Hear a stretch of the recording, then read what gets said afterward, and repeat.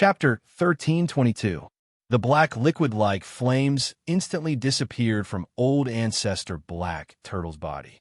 It opened up like a giant mouth and swallowed true Saint Bayou. As for Bayou, although he still had his turtle shell, he had already become a pile of rotten meat. It was only because his vitality was strong that he didn't die. The flame of eternal night was burning. It was even more than when he blocked old ancestor Black Turtle, so its power was naturally stronger. In other words, Sage Thousand Nethers still had a backup plan. TSK. He was really cautious and sinister. True Saint Bayou roared in anger. Thousand Nether, you finally admit your wild ambitions. I will not let you do as you wish. Sage Thousand Nether's face was pale. He laughed crazily. I have wild ambitions. I want to swallow your darkness source, so what? His blood-red eyes became especially bright.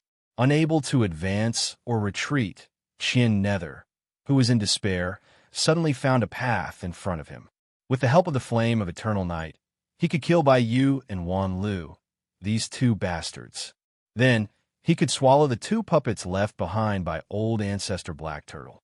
This was the same as stealing the source of 3 darkness true saints. At that time, his strength would reach a level that no one could match, and he would become the ruler of the dark world. Even the great wilderness would have to acknowledge his existence. Yes, that was it.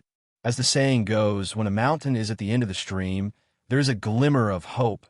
This could describe Chin Nether's current state of mind. Didn't you want to force me to death? Good, very good. Then let's see who will die first. After old ancestor Black Turtle, Sage Thousand Nether also went crazy. In truth, even Chinyu, the creator of the entire plan, didn't think he would achieve such an impressive result. He hadn't even shown his face or moved his hands, but he had made 2 true saints go crazy. Who would believe this? He could brag about it for a lifetime. But soon, Chinyu could no longer be excited. This was because the furnace was causing trouble again. This time was different from before. He tried to suppress it, but he couldn't. It was obvious that the furnace was completely excited. It faintly sent a threatening message to Chinyu. If you dare to suppress me and not let me out, I will turn against you. At this critical moment, why is a furnace going crazy? Did you see the mother furnace? Chinyu patiently communicated with it.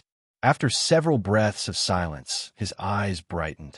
There was no mother furnace, but the reason why the flame of eternal night was so irritable, as if it had taken an aphrodisiac, was because of the flame of eternal night. That intense desire was about to explode.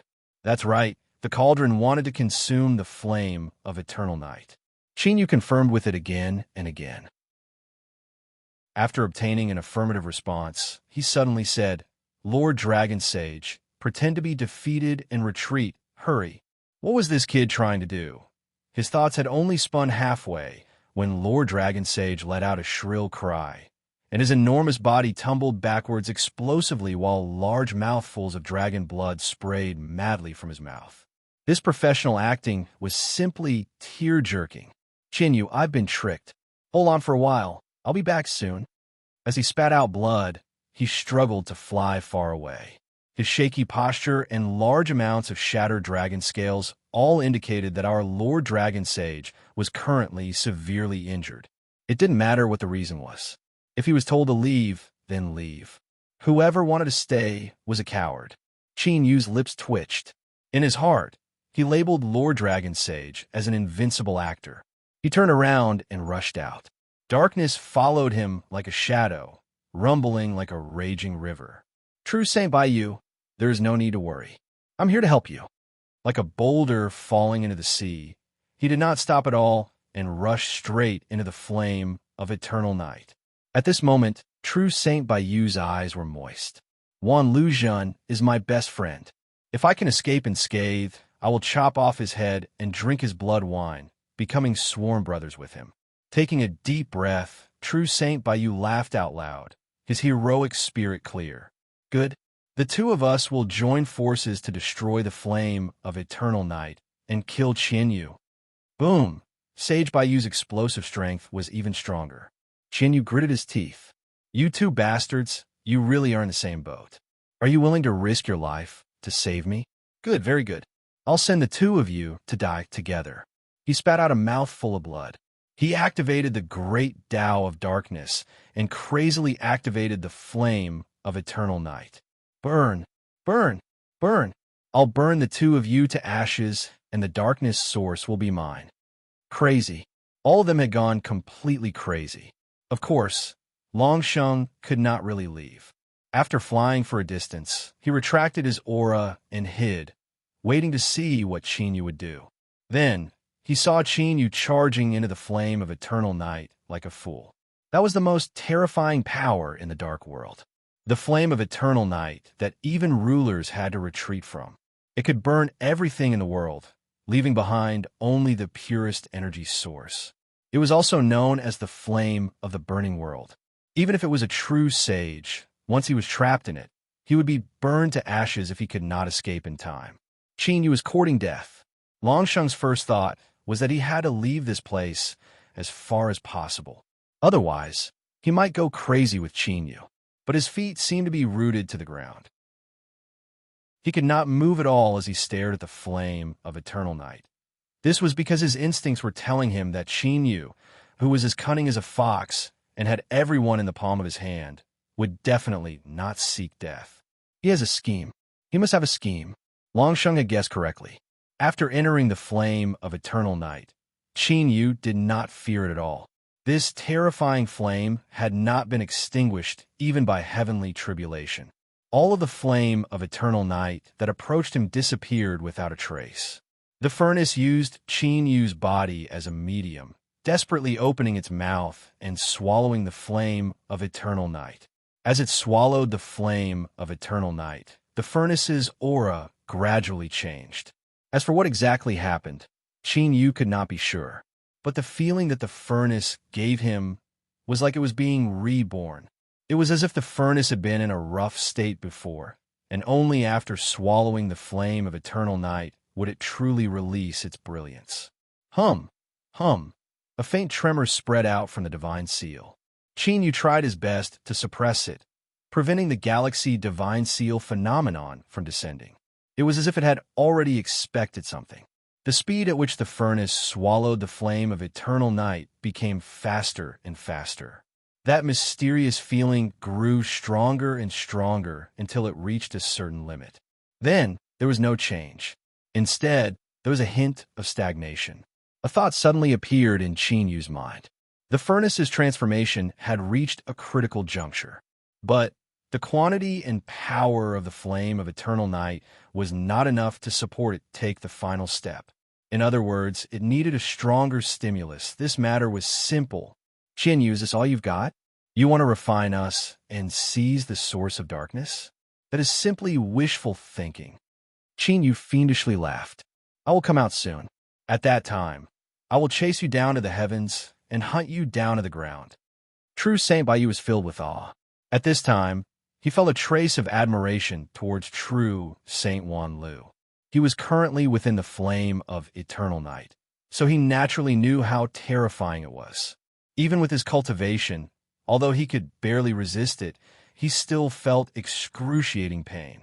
It was as if his entire body was being burned in a pill furnace. But look at true Saint Wan Lu. This was a true man, a true man. He did not fear it at all, and his aura did not diminish in the slightest. When he said to go up to the heavens and hunt down to the ground, it was enough to make one's blood boil. I will definitely befriend this brother of mine. I will fight anyone who tries to stop me. Ha ha! Brother Wan Lu is right. As long as the two of us do not die, this day next year will be your death anniversary. Qin Yu. Qin Yu. His eyes were so red that they were about to bleed. These two bastards, even though they are trapped in the flame of eternal night, they still dare to be so arrogant. Even Auntie cannot tolerate this. Of course, the most important point was that Qin Yu had to admit that what they said was right. If he did not use the flame of eternal night to burn them to death, then with his Tao accumulations greatly damaged, he might really be killed. In this world, every true sage who could reach this realm was not an ordinary person. Not to mention, Qin Yu was someone who had completed the darkness transformation and continued to live as a darkness true sage. In terms of ruthlessness and ferocity, he would not lose to anyone. You want to kill me? Then let's see if the two of you can survive. True Saint Qianyu roared. His entire body exploded, turning into endless darkness that was injected into the flame of eternal night. At this moment, he completely released his Tao and chose to cut off all means of retreat. By killing Bai Yu and Wan Lu and seizing their source of darkness, his Tao could naturally condense again and become even stronger. Otherwise, his Tao would collapse and he would die. Boom! After obtaining the support of a true sage's Tao, the flame of eternal night suddenly rose. A terrifying cold was released, and the entire Scarlet Summit Strait was covered in ice. Kacha! Kacha! The sound of ice freezing could be heard continuously and rapidly spread outwards. The entire northernmost part of the EC was instantly turned into a huge ice sheet. It was pitch black and would not melt for eternity. Hiding outside the pitch-black ice sheet, Long Sheng's heart suddenly sped up. He realized a fact. As long as Qin Yu did not die, his target of killing Qian Yu was already halfway completed. But the key was, could Qin Yu survive under this level of flame of eternal night? Long Sheng knew that he could not do it. If Qin Yu died, in other words, if Qin Yu survived, he would let EC go. At that time, it would be Qian Yu's turn to kill him to prevent future troubles. Thinking of this, Long Sheng almost rushed out to kill him to prevent future troubles. He had no choice. The flame of eternal night was too terrifying. If he went out, he would only die as fuel. As the dragon sage of the EC, he could only wait helplessly in the face of a life-or-death situation. This was really a sad thing for him. Qin Yu, don't die. Please don't die. This old dragon is begging you. Not long ago, Long Sheng realized that he had been tricked. Just like Qian Yu and Bai Yu, the two idiots, he had fallen into Qin Yu's trap. Long Sheng cursed in his heart countless times. He wished that this bastard would be torn to pieces. But not long after, he changed his mind. He prayed piously, begging Qin Yu to survive. This was life, or rather, the life of a dragon. In short, no matter what life was, it was always changing. One moment it was like this, the next moment it was like that. So, what you felt now might not be your true feelings. Everything that made you curse now might become an experience that you would constantly recall in the future. Long Sheng was an example. Of course, his prayer was effective. Or rather, it was unnecessary, because Qin Yu felt that his current state was extremely good. Chapter 13:23. It turned out that the Yar Master had lied. So the big stove was that big stove. This was the thought that had been churning in Qin Yu's mind for a moment, but soon he could not be bothered to think about it. Because as Thousand Nether went all out and completely released his great Tao, the flame of eternal night soared and finally satisfied the furnace's final transformation. At this moment, Qin Yu received a trace of ecstasy from the furnace. He vaguely understood the story of what had happened to it. Many years ago, there was a madman who fell into the sea of bitterness and couldn't see the other side. Finally, he decided to use the furnace in his hand to forge his own great Tao and cross the sea of bitterness to become a true saint. He made countless attempts, but all of them ended in failure. Because he had forged his own great Tao, he violated the rules of the vast young world and finally fell into the heavenly tribulation. The furnace was the madman's last attempt. When he fell into the heavenly tribulation, it flashed with light and was tempered by the tribulation thunder. Unfortunately, his life had come to an end, so he could only pour his own obsession into it and wait for others to find it. Strictly speaking, the furnace that was completed in the heavenly tribulation could only be regarded as a semi-finished product. It still lacked a final process before it could be truly completed. But today, the flame of eternal night that Thousand Nether Saint had sent down had filled in the last gap of the furnace, helping it to be reborn and complete. This furnace could actually forge the great Tao. Hum. The divine seal shook violently. The phantom of an endless galaxy appeared in Qin Yu's mind. At this time, a phantom of a belt of light that ran through the galaxy appeared. Although It was blurry. Qin, you could feel an incomparably powerful aura from it. This was the great Tao that the half-saints who were trapped in the sea of bitterness yearned for. It could cross the sea of bitterness and reach the other side to become a true saint. From then on, they would be immortal and truly coexist with the world. This was the highest realm that billions of cultivators in the world yearned for. It just appeared without any warning. To be honest, Qin was a little confused. He raised his hand and rubbed between his eyebrows. Because he had used too much strength, even with his powerful body of rules, his eyebrows had turned red.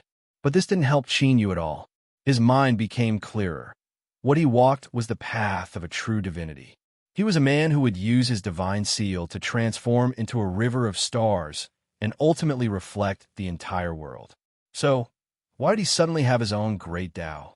It should be known that compared to orthodox cultivation, they were two completely different paths. The true God, Tao, did not tread the sea of bitterness. What was the use of the great Tao? All right, this last question would definitely make the half-sages weep. Then, anger would rise in their hearts, and evil thoughts would spread from both sides. They would pounce on Qin and strangle him to death.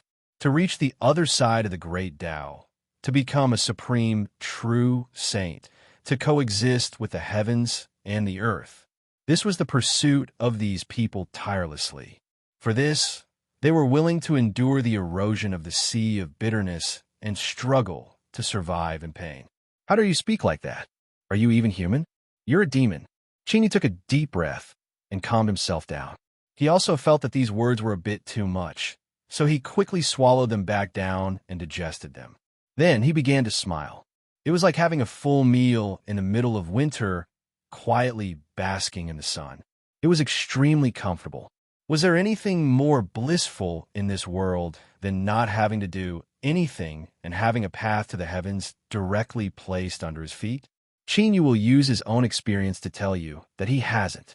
Compared to this, all the so-called pleasures in the world were simply too weak. That was why Qin Yu's current state was truly excellent. It was simply unprecedentedly good. Eternal night, hello. Hellfire. Can you be wilder and more domineering? Don't stop, please don't stop. True Saint Baiyu's heart was almost overflowing with emotion. True Saint Wanlu was truly a close friend of his, a good brother that he absolutely could not miss in this life. Qin Yu released his great Tao with all his might, and the power of the flame of eternal night skyrocketed. If he hadn't stepped forward and withstood most of the power of the flame of eternal night, True Saint Baiyu felt that he would not have been able to hold on. Thinking of this, feelings of respect and admiration poured out like a torrential river. He sighed inwardly at True Saint Wanlu's strength. It was truly unfathomable. Today, with Brother Wanlu here, we will definitely be able to survive. We will kill Qin Yu and support the Dark World. That's right, support the Dark World. With Brother Wanlu's character and strength, you should shoulder a greater responsibility. After we return, Baiyu will gather everyone and recommend Brother Wanlu to obtain a spot and become the new ruler of the Dark World. From this moment onwards, the famous true Saint Baitu in the Dark World was completely convinced. Sage Qianyu was about to go crazy. He attacked at all costs and used all his strength, raising the power of the flame of eternal night to the maximum. But the two of them were not dead. No, not only were they not dead, they were using some unknown method to quickly deplete the flame of eternal night. As the person controlling everything, Sage Qian, you could clearly sense everything. It wasn't Sage Baiyu. Although he was strong, he didn't have such a method. Wanlu, it must be him. Damn it. Who exactly was this unfamiliar true divine of darkness? Even if he came from the great wilderness, he shouldn't have such a method. After all, the flame of eternal night was an existence that even rulers had to avoid. Sage Qian you couldn't understand. But this was the truth. As time passed, the unease and fear grew. He started to doubt his own beliefs. Perhaps he really couldn't kill the two of them.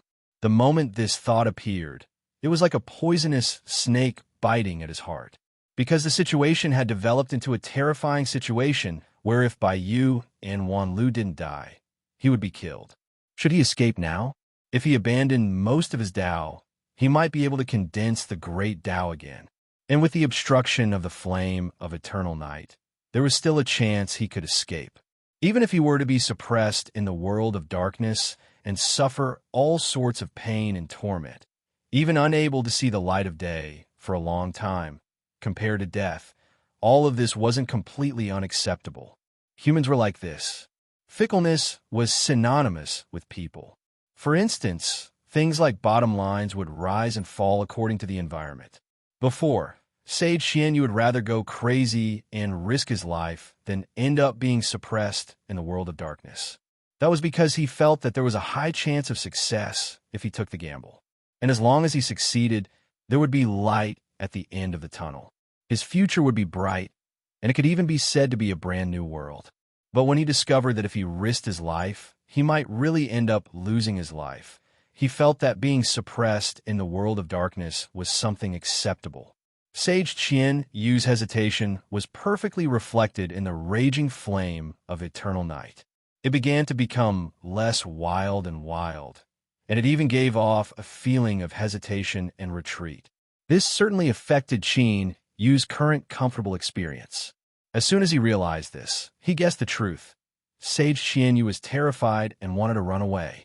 The great path of light between the stars was becoming increasingly solid.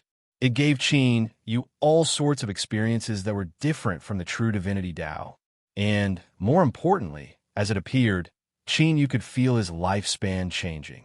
It was once said that the true divinity Tao could increase one's strength, but it couldn't allow a cultivator to obtain a life force that matched their strength.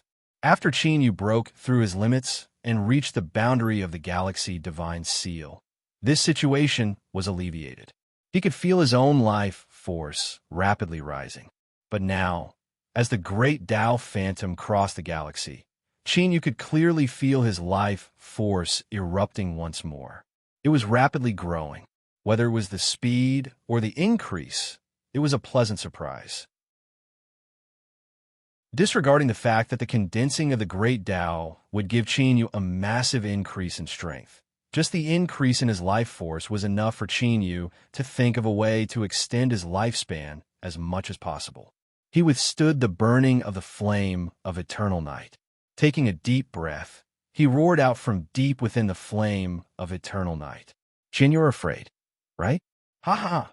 Have you discovered that even if you go all out, you can't harm us? That's right, it's just as you thought. I do have a way to deal with the flame of eternal night.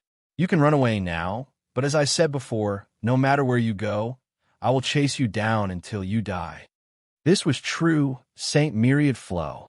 Saint Thousand Nether's pupil shrank. In this world, there was no one who didn't fear death. Hearing this naked threat filled with killing intent, he was no exception. However, smart people would often be able to detect the different signals contained within the same sentence. For instance, right now, there was no need for Myriad Flow to speak at all. If he really wanted to kill him, then remaining silent was the best choice. Why did he have to be so flamboyant? Wasn't this a warning to Qin Yu to stop making useless attempts and hurry up and escape? There were many possibilities. For instance, Saint Myriad Flow believed that everything was in his control, so he acted without scruples and wasn't afraid that Qin Yu would run away ahead of time. Or perhaps he was dizzy and spoke without thinking, or perhaps, but among all these possibilities, there was one that Saint Thousand Nether was incomparably clear on. True, Saint Myriad Flow couldn't hold on any longer. Perhaps it could be said that he couldn't hold on any longer and was just clenching his teeth and enduring. So, when Saint Myriad Flow sensed the tiniest bit of hesitation, he couldn't help but open his mouth in an attempt to scare him away. This was the perfect explanation. Saint Thousand Nether's eyes were filled with hesitation, unwillingness, and helplessness. After a brief and intense struggle, he suddenly became firm. One was to flee in a sorry state. Even if he managed to preserve his life, he would still suffer the tragic fate of being suppressed. The other was to persist a little longer and become the final victor, starting a brand new life. Was there a need to hesitate over which choice to make? Bang! The flame of eternal night instantly went wild. Qin Yu laughed. Yu, do you really not fear death? Good. Then let's see how long you can last. The energy fluctuations he released suddenly became intense. At the same time, the rate at which the flame of eternal night was being consumed also increased. You should have been worried, but at this moment, his eyes brightened and a happy smile appeared on his face. It seemed that he had made the right bet. True St. Myriad Flow was indeed an arrow at the end of its flight. He wouldn't be able to hold on much longer. What happened afterwards seemed to prove Yu's guess. The intense energy fluctuations suddenly weakened, and the consumption of the flame of eternal night greatly decreased. Ha ha ha! St. Thousand Nether laughed. True St. Myriad Flow's methods are truly good. To think that he could resist the flame of eternal night for so long. But I fear that the one laughing in the end will be me. Chapter 13:24. A single mistake. It really was just a single mistake. If it weren't for true St. Myriad Flow losing his patience at the critical moment and revealing his weakness, he would have likely escaped. The two choices were like the difference between the heavens and earth. Today he had the last laugh. He had obtained the source energies of 3 true saints and soared into the heavens. The world would be different from before. True St. Thousand Nether was proud of himself. Luckily, in this critical moment, he didn't lose his composure and accurately grasped the flaws his opponent revealed. Laugh, of course he had to laugh. He had to laugh as loud as he could. Laugh as brazenly as he could. Nether, don't be so arrogant. Brother Myriad Flow might not be able to withstand it, but I, by Sue, am not dead yet. It is still unknown who will have the last laugh. With a roar, tyrannical fluctuations of strength erupted from the flame of eternal night. For a time, it distorted as if it would explode at any moment. With a cough, Nether's complexion sank. He clenched his teeth. I didn't expect True Saint by Sue to be hiding his strength. Do you want to turn the tide today? How laughable. Bang! The flame of eternal night increased in size once again.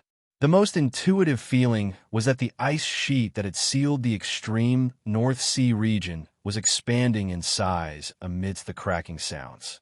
Longsheng was forced back again and again. He could feel the temperature in the air rapidly falling, and the light in his eyes became increasingly dim.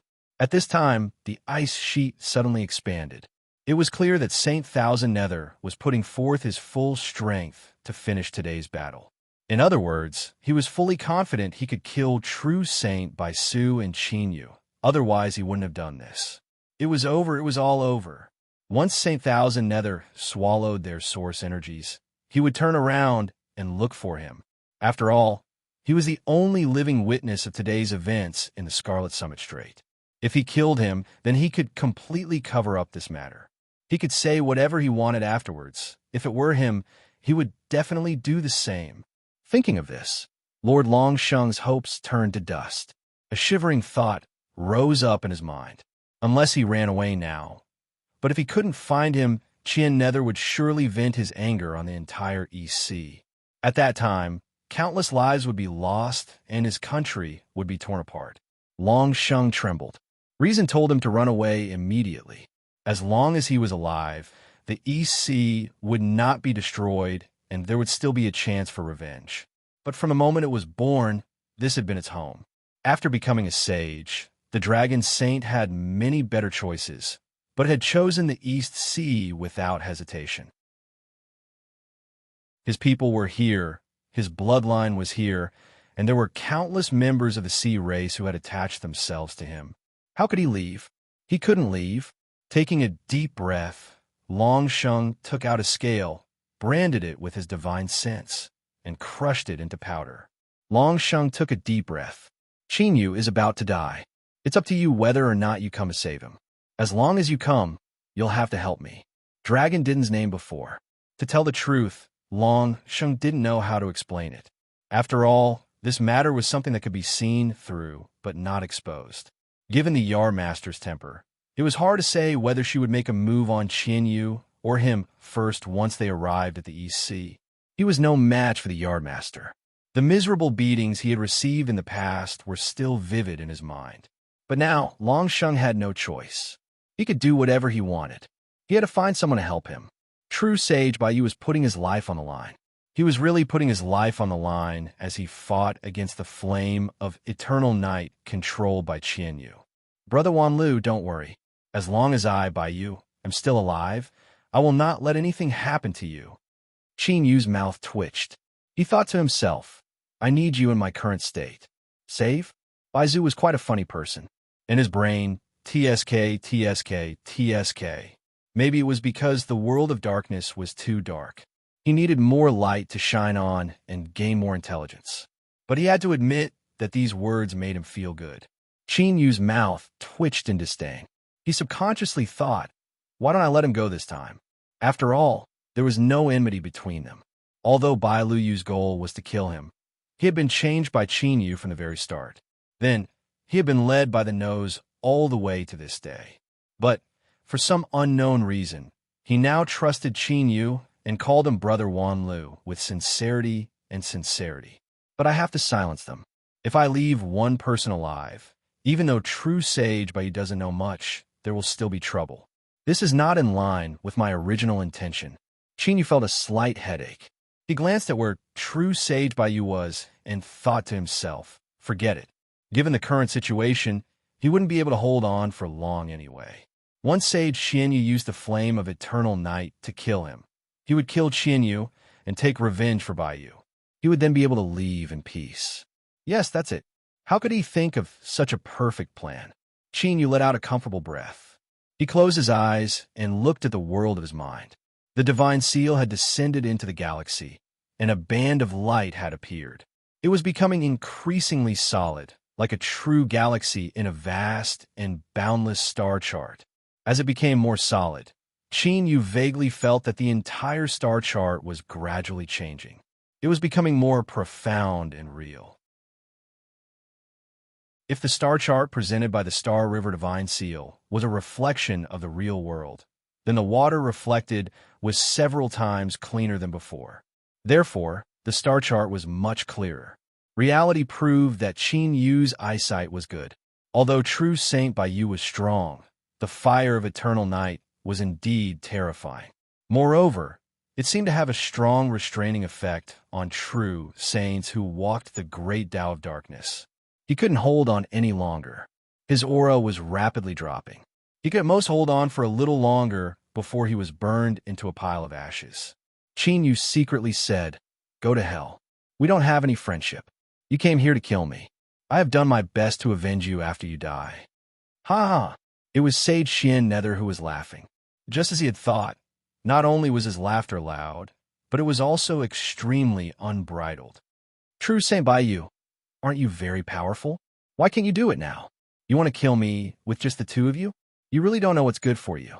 He suddenly looked up, and his sinister laughter spread through the pitch-black ice sheet. Qian Yu, you're still here, right? These two idiots don't believe me no matter what, but I know everything. You're right here, although I can't figure out how you did it. It seems like you're the only one who can do it. I have to admit that you're indeed powerful. But I've won now. I'll soon be able to devour their darkness source energy. Why aren't you attacking? Let me tell you, this is your last chance. If you don't attack now, it'll be too late. Killing 2 was killing. Killing 3 was also killing. The power of the fire of eternal night had been proven. Qian Yu would die the moment he stepped out. Sage Qian Nether was very confident. Of course, he wanted to kill 3 birds with 1 stone and bury Qian Yu as well. In order to lure him to attack, Qian Nether revealed his true state. His face was pale, and he was panting. His hair was drenched in sweat and stuck to his face. He was battered and weak to the extreme. He didn't disguise himself. Qian Yu could definitely see that he was weak now. As long as he couldn't resist the temptation and attacked, he would die. Yes. As for why he had said those words, in fact, it was the inspiration that Wan Lu had given him. Sometimes, saying some wrong words would expose one's true state. What Qian Nether wanted was to expose himself. He wanted Qian Yu to know that he was really weak and that he was deliberately bluffing to scare him. This was a brilliant and flexible use of his power. Unfortunately, Yu clearly didn't fall for it. Or rather, after seeing the terror of the fire of eternal night, he had decisively escaped. What an annoying and intelligent prey. But it didn't matter. You might be able to escape today, but you can't escape forever. Since he knew about the power of the connate spirit, he had to obtain it. At that time, he might be able to use it to break free from the control of the dark world. He might even be able to transcend in one fell swoop and achieve the goal that the dark world had coveted for countless years, to fill the vacancy of the ruler. The more he thought about it, the more excited he became. Then, he was a little disappointed that Yu didn't attack. Otherwise, he might be able to achieve what he had wanted just now. Sage Qian Nether had a helpless look on his face. Yu opened his eyes and looked at where Sage Baiyu was. This guy's aura had almost disappeared. It seemed like he was already dead. Then, he looked at Qian Nether. The helplessness on this guy's face was like a giant mocking symbol. Of course, he was mocking himself. Yu felt that true Sage Baiyu was stupid just now. But now, it seemed that Qian Nether was the dumbest heaven-class king. Alas, fighting with this kind of idiot was really beneath his dignity. Even if he won in the end, his inner sense of accomplishment would be very low. Forget it, forget it. For the sake of the fire of eternal night, I'll bear with it a little longer. Anyway, I don't have much time left. Outside the ice sheet, Lord Dragon Sage's expression was solemn. His eyes showed that he was facing death with equanimity. Inside the ice sheet, Sage Qian Nether was neither sad nor happy. He was just waiting for the final harvest. Of course, his emotionlessness was definitely an act. Right now, he was so excited that he was about to explode. The death of the black turtle old ancestor should have been a huge disaster. Who would have thought that the current situation would take a turn for the better? This was fate. Perhaps I, Qian Nether, am destined to be the main character of the world. Even if I did not have the intention to do anything, fate has pushed me to the heart of the struggle. Since it is predestined, I cannot let this fate that the heavens have given me down. From today onwards, my fate is in my own hands. No one can bully me or oppress me anymore. I, Qian Nether, will be a man of indomitable spirit. I will make the entire vast Yang realm prostrate before me. Just you wait. I, Qian Nether, have a very good memory. Even if I do not have a small notebook, I will remember every single one of them clearly. I will spit out what you ate from me. I will return double what you took from me, one debt at a time. I will settle this slowly. Qian Nether's mind went blank. He licked his lips and thought, I've been fantasizing for a long time. Almost half of the people who offended me have died. Why is true Sage Wan Lu still not dead?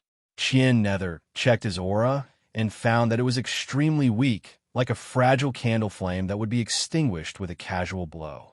However, the crucial thing was that this state had already been maintained for a long time. It looked like it would be extinguished at any moment, but it did not. It was as if there was a layer of glass covering it. Sage Qian Nether shuddered. At this moment, he felt as if he had fallen into an ice cave. A bone-piercing chill rose from his tailbone and spread throughout his entire body in the blink of an eye. He stared at the fire of eternal night, his eyes widening. His mouth moved as if he wanted to say something, but he found that he could not utter a single syllable. Chapter 1325. Light laughter suddenly rang out. It was exceptionally clear and ear-piercing in the huge ice sheet where the fire of eternal night was silently burning. And I have to admit that you are still a distance away from dying from stupidity, because you actually realized it before you died. It was as if a huge funnel had suddenly appeared in the flame of eternal night, which was as black as liquid. Then, with a few gulps, the flame of eternal night was completely drained. The one who fell to the ground with a plop was true Sage Baiyu. His entire body had been burnt black, but his vitality was frighteningly exuberant. He was actually still alive. Yu looked at him and could not help but sigh. Can't you just die obediently? Why do you have to make things difficult for me? I was just thinking that avenging you would be the most benevolent thing I could do. But you're not even dead now. How can I avenge you? Can't I learn from true sage Thousand Nether? In terms of cooperation, he was practically burning himself to help others. Let's not talk about stupidity. Let's not talk about sincerity. In any case, he was a good person. This was Qin Yu's final conclusion. Cough, cough. After all, death is the most important thing. Sage Thousand Nether began to tremble, not only because of fear, but also because all of his energy had been used up. His great Tao had completely collapsed. His entire person had become an empty shell. It was impossible for him not to tremble. The three of them could not form a sentence. His heart was filled with regret.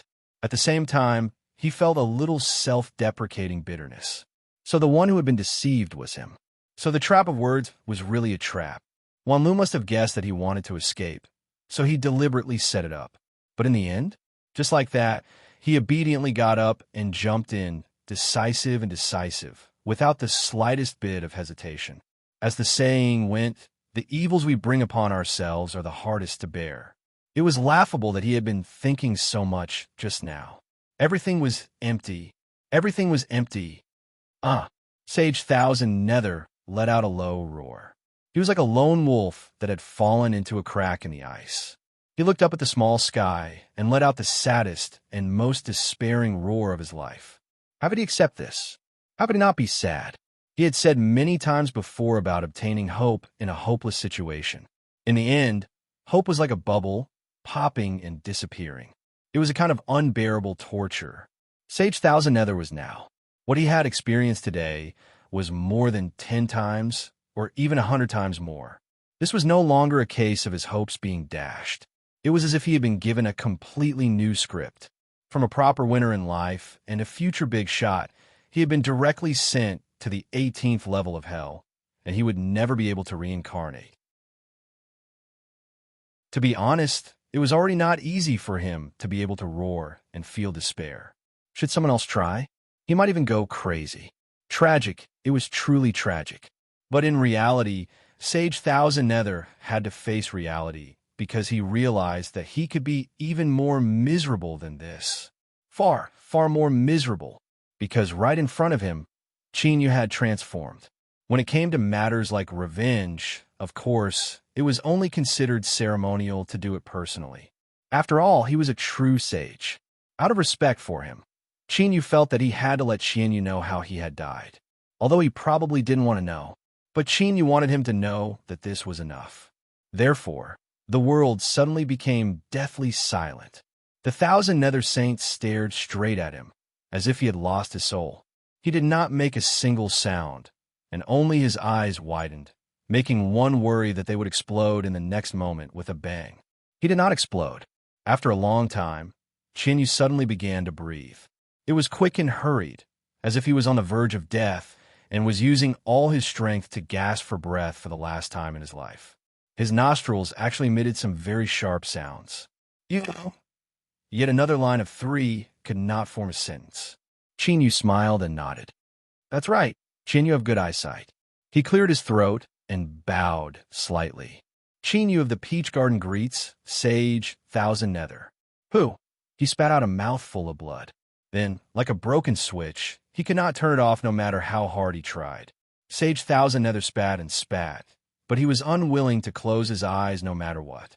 He stared at Qin Yu, the hatred in his eyes chilling. Previously, he had thought about many things, but he could not figure it out. Now, he finally had an answer, but this answer was hard for him to accept. It turned out that from the very beginning, he was the one who had been schemed against.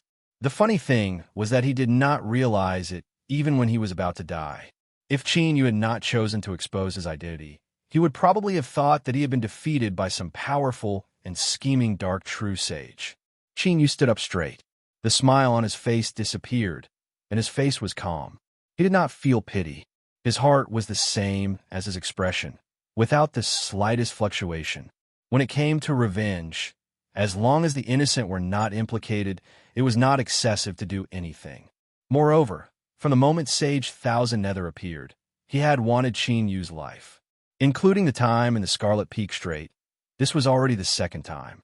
He had wanted to kill Qin Yu twice, but in the end, he had been killed. Was this pitiful? If Qin Yu had failed, he would not have fared any better than Thousand Nether.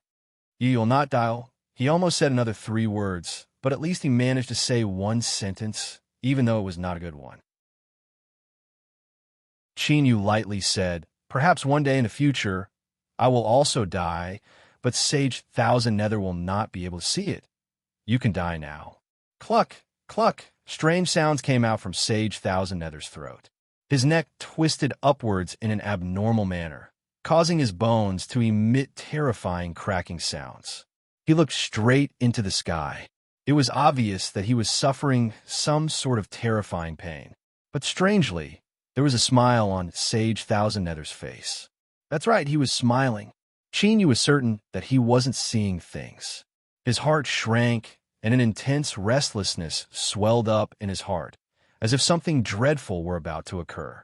Damn it, he really couldn't be too complacent in his life. He shouldn't have spoken so much nonsense with him. But he hadn't even said 2 words to begin with. It was too late for regret. Chinyu took a deep breath and lifted a hand. A tyrannical strength instantly erupted, shattering the dark ice and hurtling towards Thousand Nether. But at this time, his breath caught in his throat. His chest seemed to be pressed down by a great mountain, forcefully interrupting his breathing. Bang! The northernmost region of the EC that had been completely frozen and turned into a massive black ice sheet seemed to withstand the force of 1,000 caddies. It was instantly crushed apart. Lord Dragon Sage spat out a mouthful of blood. This time, he had truly been injured. There wasn't even the slightest bit of acting involved. With a look of horror on his face, he looked up and saw a giant eye appear in the skies. It was like an ancient heavenly demon had arrived, its pitch-black eyes like an abyss that could swallow all. Ice-cold, annihilating. Besides this, there was nothing else. "I have eternal night," Dragon Sage screamed out loud. His originally pale face was now devoid of blood.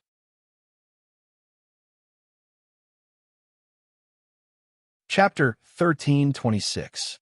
The world of darkness was like an inconspicuous shadow under the vast sun.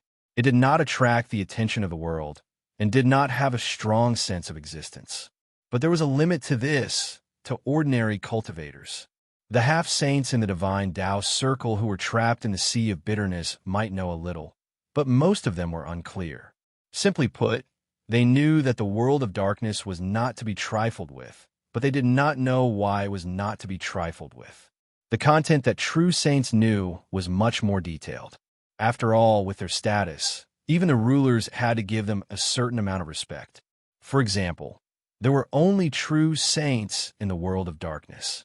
There was no half-saint of the bitter sea. Another example was that the number of true saints in the world of darkness was constantly changing. Another example was that in the world of darkness, there was an absolute expert that was above all true saints, known as the ruler. The ruler of the world of darkness was not the same concept as the ruler of the vast sun world, but without a doubt, he possessed an extremely terrifying power. It was a very simple logic. If the world of darkness did not have a mouth that could bite, would the rulers of the vast sun world allow its existence? Don't be naive. And the Eye of Eternal Night was said to be the most powerful and mysterious object of the world of darkness that only the ruler of darkness could control. The rulers did not say much about the Eye of Eternal Night, but there was some information about it that was circulated. Previously, it was said that the world of darkness rarely interfered with the matters of the vast sun world. Only when it involved the transformation of darkness would there be several intense conflicts. There was one time when the Eye of Eternal Night descended upon the vast sun world. No one knew the specifics, but in that battle, 3 true saints died, and a ruler personally descended to settle the matter. This was a secret of the vast sun world. Even the true saints did not know about it.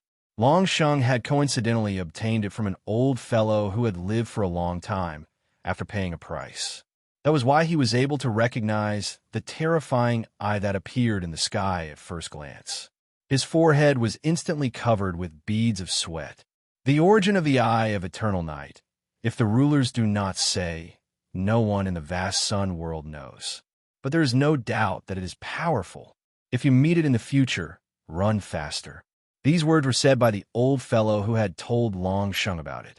He did not doubt it at all. At this moment, his eyes widened, and he felt that it was difficult to breathe. Why did the eye of eternal night suddenly descend? Could it be that it had discovered everything that the Thousand Nether Saint had done? But it didn't make sense. This was at most an internal conflict in the dark world. No matter who won in the end, it wouldn't cause too much damage to the dark world. They might even be able to nurture a peak true sage expert. Was there a need to make such a big fuss? Unless things were different from what he thought. The dark world had suffered a great loss. What exactly had happened that would alarm the eye of eternal night and cause it to descend upon the vast young world? The death of the Black Turtle Patriarch was definitely one of the reasons. The darkness true divine, called by Zhu, didn't seem to be very smart, so the probability of him being killed was very high. Long Sheng's mind was in a mess. Suddenly, a thought popped into his mind, and his whole body froze. Qian Nether. Unless Qian Nether also died and the dark world was completely annihilated. Not only were they unable to obtain anything, but 3 darkness true saints had also died. At least 2 of them were at the permanent realm. This was the only way to make the world of darkness go berserk and cause the eye of eternal night to descend. That's right, it's like this, it must be like this. In other words, Qin Yu had succeeded. He had actually managed to silence them. Who? A strong wind suddenly rose up, sweeping away all the black ice shards. In the blink of an eye, a huge empty space appeared in front of him. It was as if it was filled with an invisible force, and the water of the eastern sea didn't dare to pour in. Everything in front of him was no longer concealed, and everything appeared in front of him. The Thousand Nether Saint's neck was strangely twisted as he stared at the sky. His eyes had turned pitch black, as though they were reflecting the eye of eternal night. Or perhaps it could be said that the eye of eternal night had borrowed his eyes to descend upon the eastern sea. Sage Qian Nether's aura had already been severed, but there was a strange smile on his lips. It was as if he had seen something happy, and it gave off an extremely terrifying feeling. And opposite him was Qin Yu. Lord Long Sheng almost stopped breathing. There was only one thought in his mind. He had finally guessed correctly once, but it was obvious that not only would he not be rewarded, but he would most likely die. With his own strength, regardless of whether his methods were glorious or not, he had killed 3 darkness true saints, the Black Turtle Patriarch, Bai Zhu, and Qian Nether. This was an indisputable fact. Even at this moment, Long Sheng had to admit that Qin Yu was indeed extremely awesome, but he was a little too awesome. Couldn't they leave some leeway? It was fine if he didn't make a move, but once he did, he would cut the weeds and eliminate the roots. Great. Now that the eye of eternal night has been attracted, I will also be implicated by you. We will both die. Both of us will die. It was not that Lord Long Sheng was scared out of his wits by what he had said in the past, or that he was so useless that he felt despair at a single glance. It was just that the aura emitted by the eye of eternal night was unbelievably strong. The Permitha true saint, a big-shot existence of the vast young world, should be so strong that he had broken through the horizon. But compared to the eye of eternal night, he was at most a relatively dazzling star beside the full moon. But a star was a star. Compared to the bright moon in the sky, its radiance was naturally incomparable. In his despair, Long Sheng could not help but suspect that the eye of eternal night was an existence on the same level as a ruler. How could he resist it? He could only wait for death. In reality, Qin Yu's current feeling was even stronger than Long Sheng's. This was because when the pitch-black eye appeared in the sky, he felt that he had been locked onto. A terrifying and oppressive aura came from all directions, submerging his entire body. It was vast and boundless. A powerful destructive will that seemed to come from the entire world and was concentrated on him alone. That kind of palpitation and despair was something that could not be understood without experiencing it personally. Qin Yu did not know that this pitch-black eye in the sky was called the Eye of Eternal Night, nor did he know that it had a powerful deterrent effect even amongst peak vast young true sages. But there was one thing that was without a doubt. This eye was related to the world of darkness and it was very, very strong. It was so strong that even with Qin Yu's current strength, he could only feel despair, waiting for death. Just as this thought appeared, it was suppressed by Qin Yu's mind and torn to pieces. Taking a deep breath, the power that came from the Xiantian spirit that was hidden within his body began to burn. He did not hold back. He did not care about consumption. It could be said that the power of the Xiantian spirit was Qin Yu's strongest trump card. It was because of this that he was able to erupt with super strong battle strength and not be at a disadvantage against a true sage. But no matter how precious a treasure was, it would only have meaning if he was alive. If he died, everything would be for naught. Roaring towards the sky, Qin Yu took a heavy step forward. His bones crackled and crackled as his entire body was like an inflated balloon. In that instant, his body began to rapidly expand. 1,000 feet, 10,000 feet, 100,000 feet. In the blink of an eye, he had become a terrifying giant that supported the heavens. His body was covered in black scales, and his eyes were filled with ruthlessness and destruction. He looked up at the eye of eternal night and opened his mouth to roar. Rumble, rumble. Shockwaves visible to the naked eye appeared all around the giant's body. They were like raging waves that crazily surged out in all directions. A top hunter from the abyss, the abyssal Titan King, had arrived. It lifted its hand, and a dazzling light erupted. It was like a sun had been plucked from the heavens, wildly burning between its fingers. This was nearly a third of the strength that came from the Xiantian spirit within Qin Yu's body. It was also the limit of what he could control. Now that it had been forcefully compressed into a small ball, an unimaginably terrifying fluctuation of strength constantly erupted from it. Kacha! Kacha! This was the abyssal titan's palm. The scales covering its surface constantly broke apart, and scarlet blood gushed out before evaporating in the next moment. As if it had inhaled some of the blood that had evaporated into a blood fog, a layer of blood gradually appeared within the ball of light. Like a great sun filled with blood, it was filled with endless brutality. Waiting for death was impossible. In the past, when Qin Yu was as weak as an ant, he had dared to struggle for survival, much less today. The Eye of Eternal Night didn't respond, as if it didn't care about Qin Yu's resistance. But in the air, that terrifying, oppressive aura suddenly rose up. From within the massive body of the abyssal Titan King, deep thumping sounds began to emit from within, like the beating of a great drum. It took a deep breath and roared out once more. The Xiantian spirit in its hand suddenly released an annihilating aura. A slaughter was imminent. At this time, a figure shot into the skies, rushing between the abyssal titan and the Eye of Eternal Night.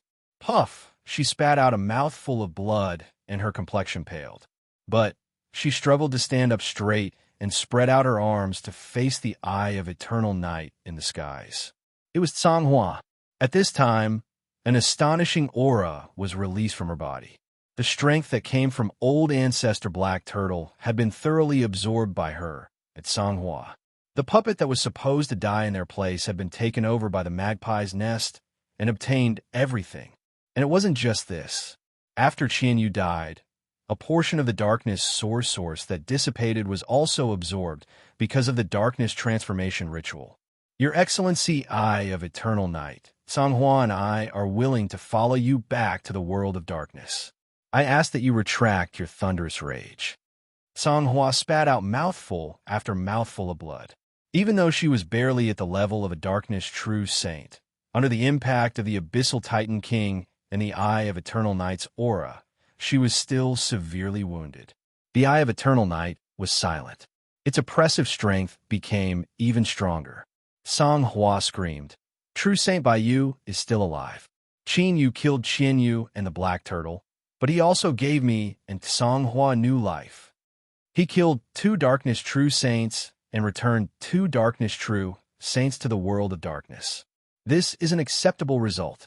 If your Excellency Eye of Eternal Night is unwilling to forgive, then Canghua can only stand by Qin Yu's side and become your enemy. I ask that your Excellency reconsider."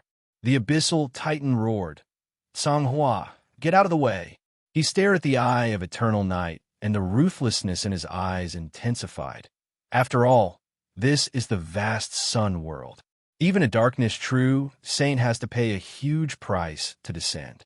I want to see if your excellency, eye of eternal night, can really attack without any restraints. A cold voice suddenly resounded between heaven and earth. If I want to kill you, even if the vast sun ruler descends, he won't be able to stop me. His voice was calm and emotionless, but contained within it was an extremely strong confidence. Qin Yu's heart shrank, but he didn't retreat at all. Then, Your Excellency, make your move. Let's see if you can kill me. Oomph. With a cold laugh, darkness suddenly descended, wrapping around Songhua, Songzhu, and the almost charred true saint Baiyu. You killed 2 true saints and returned 2 true saints. Today's matter shall end like this. Qin Yu, I hope that you won't appear in front of me again.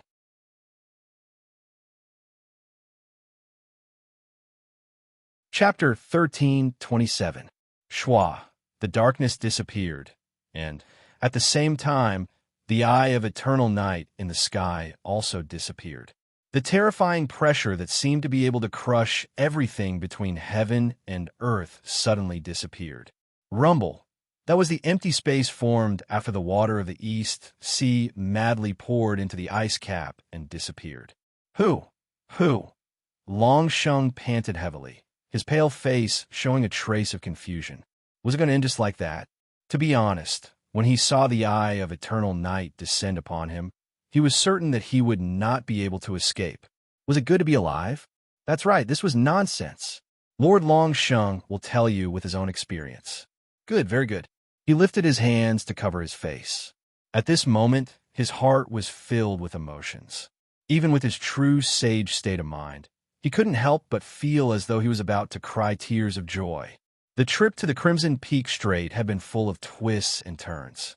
It had been extremely exciting, but Long Sheng swore that he would never experience such excitement again.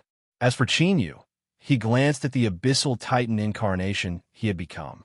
He could feel the malice in his aura towards the dragons, and then he glanced at the light in his hand that caused his heart to race. With a muffled groan, Long Sheng closed his eyes. He felt that being a quiet blind man was not a bad choice. Treasure, opportunity, there's so many of these 2 things in the world. Could it be that I can meddle in all of them? Forget it. It was not easy to live a stable life. Why did he have to let his dragon life ride on a roller coaster that could derail at any time? Towards Qin Yu, the dragon saint swore to keep a respectful distance. Space suddenly distorted. Long Sheng, who had just made up his mind to stay away from the people of the Peach Garden, shuddered and opened his eyes. It wouldn't be an exaggeration to say that Long Sheng was like a bird startled by the mere twang of a bowstring. It's not someone from the dark world. Long Sheng breathed a sigh of relief subconsciously, and then his heart suddenly jumped. It was shameless to plant peaches and sell peaches. That's right. It was the Peach Garden Master who had crossed over and broken through space. His brows furrowed tightly as killing intent surged around him. His gaze swept across the surroundings, and his expression immediately changed. This aura? Shua. Qin Yu flew over and bowed. Greetings, honorable master. To be honest, he was only surprised at the Yard Master's appearance for a moment before he understood. Clearly, the Dragon Sage was calling for help. As for why he was called a human, in the world of adults, you guys would understand even if you saw through it. The Yard Master nodded. Who was the one who descended from the dark world just now? Qin Yu said, This disciple isn't too sure. It is a giant pitch black with an extremely terrifying aura. It seems to be called the Eye of Eternal Night. At the mention of this name, his pupils subconsciously contracted. This was an instinctive reaction. This was just too terrifying. If the Eye of Eternal Night had not chosen to retreat just now, Qin Yu's chances of survival would have been minuscule. Since he knew that he was going to die, why did he put on such a show just now? The answer was simple.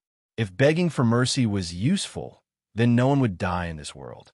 Only by flashing one's fangs and intimidating one's opponent would there be a chance of survival, even if it was just a sliver. In that situation, there was no room for him to take even half a step back or show any weakness. The eye of eternal night. The yardmaster knitted her brows tightly and shot a glance at Long Sheng. Her gaze was as cold as a knife. Long Sheng hurriedly waved his hand. When I called you, the eye of eternal night had yet to descend. You can ask Mr. Ninth about this. He can testify for me. This he was so scared. It seemed that the yardmaster had taught Long Sheng a hard lesson. Qin Yu coughed softly and said, "The eye of eternal night left not long after it descended. Master couldn't have arrived at the East Sea in such a short time. This matter had to be explained clearly. Otherwise, it could be said that Long Sheng had evil intentions and wanted to put the yardmaster in a life-or-death situation." The yardmaster snorted coldly. "Qin Yu, in the future when you travel the heavens, remember to keep your eyes open. Some people seem kind and friendly, but in fact, they are full of evil tricks and are thick-skinned and ruthless. Who knows when they will be schemed against?"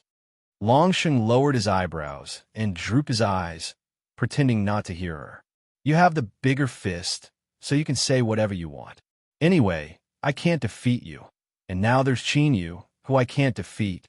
A trace of sorrow suddenly gushed out from the bottom of his heart. Lord Long Sheng felt that his life was too difficult. Why did Long Sheng suddenly become so dejected? With a gloomy face and a weak look, Long Sheng cupped his hands in obeisance. "This matter has been settled. I won't disturb you and your disciple. I'll take my leave first. Goodbye." He turned around, his back looking bleak. "Wait," Long Sheng sneered. "I haven't asked you to leave yet. Qin Yu, tell me about your trip to the East Sea." Glancing at Long Sheng's suddenly stiff face, Qin Yu thought for a while and roughly guessed the yardmaster's meaning.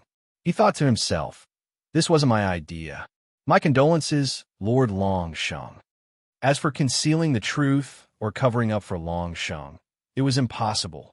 He would be considered a man of integrity if he didn't kick Long Sheng when he was down.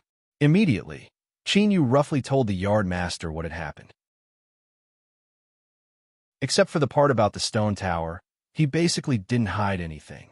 The yardmaster glanced at Long Sheng, her eyes as cold as a knife. Her face was expressionless. "In other words, I have to thank Lord Long Sheng for helping me regardless of the danger." Long Sheng squeezed out a smile. "The East Sea and the Peach Garden have always been close. I can't just stand by and watch. Moreover, this matter involves the Scarlet Peak Strait. Strictly speaking, Miss Ninth has also helped me. I really don't deserve my thanks." The yardmaster said, "What Long Sheng said makes sense. In other words, Qin Yu has helped Lord Long Sheng a little, right? Why did the topic suddenly change to this? Didn't you say you wanted to thank me?"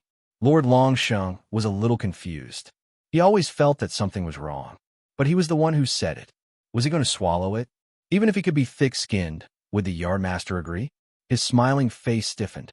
Long Sheng stammered, "This, of course, what the yardmaster said is right. Miss Ninth eradicated the Scarlet Peak Strait. Of course, she helped me. Good." The yardmaster suddenly clapped her hands, which scared Long Sheng so much that he trembled. "I knew it. The dignified East Sea Dragon Saint wouldn't talk nonsense. After all, in this world, everyone needs to be responsible for their own words." He suddenly changed the topic and revealed a smile. "Then, Lord Long Sheng, what are you going to give me as a reward for thanking Qin Yu? It's natural to get a reward for helping others. If everyone who does good ends up with nothing, who would be willing to help others in the future?" Long Sheng understood that the yard owner was still angry and had made up her mind to extort him. Could he refuse? Of course he could. The choice was in his hands. But it was obvious that the yard master wouldn't let it go if he refused. With Long Sheng's understanding of the yard master, he knew what would happen next even if he thought with his knees. Taking a deep breath, Long Sheng looked enlightened. The yard mistress is right. I have indeed been negligent. We must properly guide the younger generation of cultivators. Only then will we be able to make this world a better place. His gaze fell on Qin Yu. His eyes fell on Qin Yu and pondered for a moment. Not long ago, I happened to get—" Before he could finish, the yardmaster interrupted him. "Chinyu, hurry up and thank Lord Longsheng. With Longsheng's status, he will definitely satisfy you, since he has spoken." Longsheng roared in his heart. "You bastard who planted peaches and sold peaches. Don't go too far." But that was all. If he were to say out loud, he absolutely wouldn't dare. The yardmaster could be unreasonable, even if she was unreasonable. What would happen if she was reasonable? After all, the reason for today's extortion was that Longsheng was in the wrong. He had done something he shouldn't have done, so the yardmaster took advantage of him. Chinyu coughed lightly. How can I do that? If Lord Longsheng is unwilling, I'll make you the villain, master." Longsheng hurriedly waved his hand with an anxious look.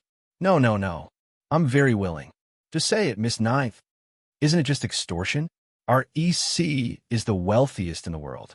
The treasures in the Dragon Palace are piled up like mountains. I'll just treat it as spending money to avert disaster. It doesn't hurt. It really doesn't hurt at all.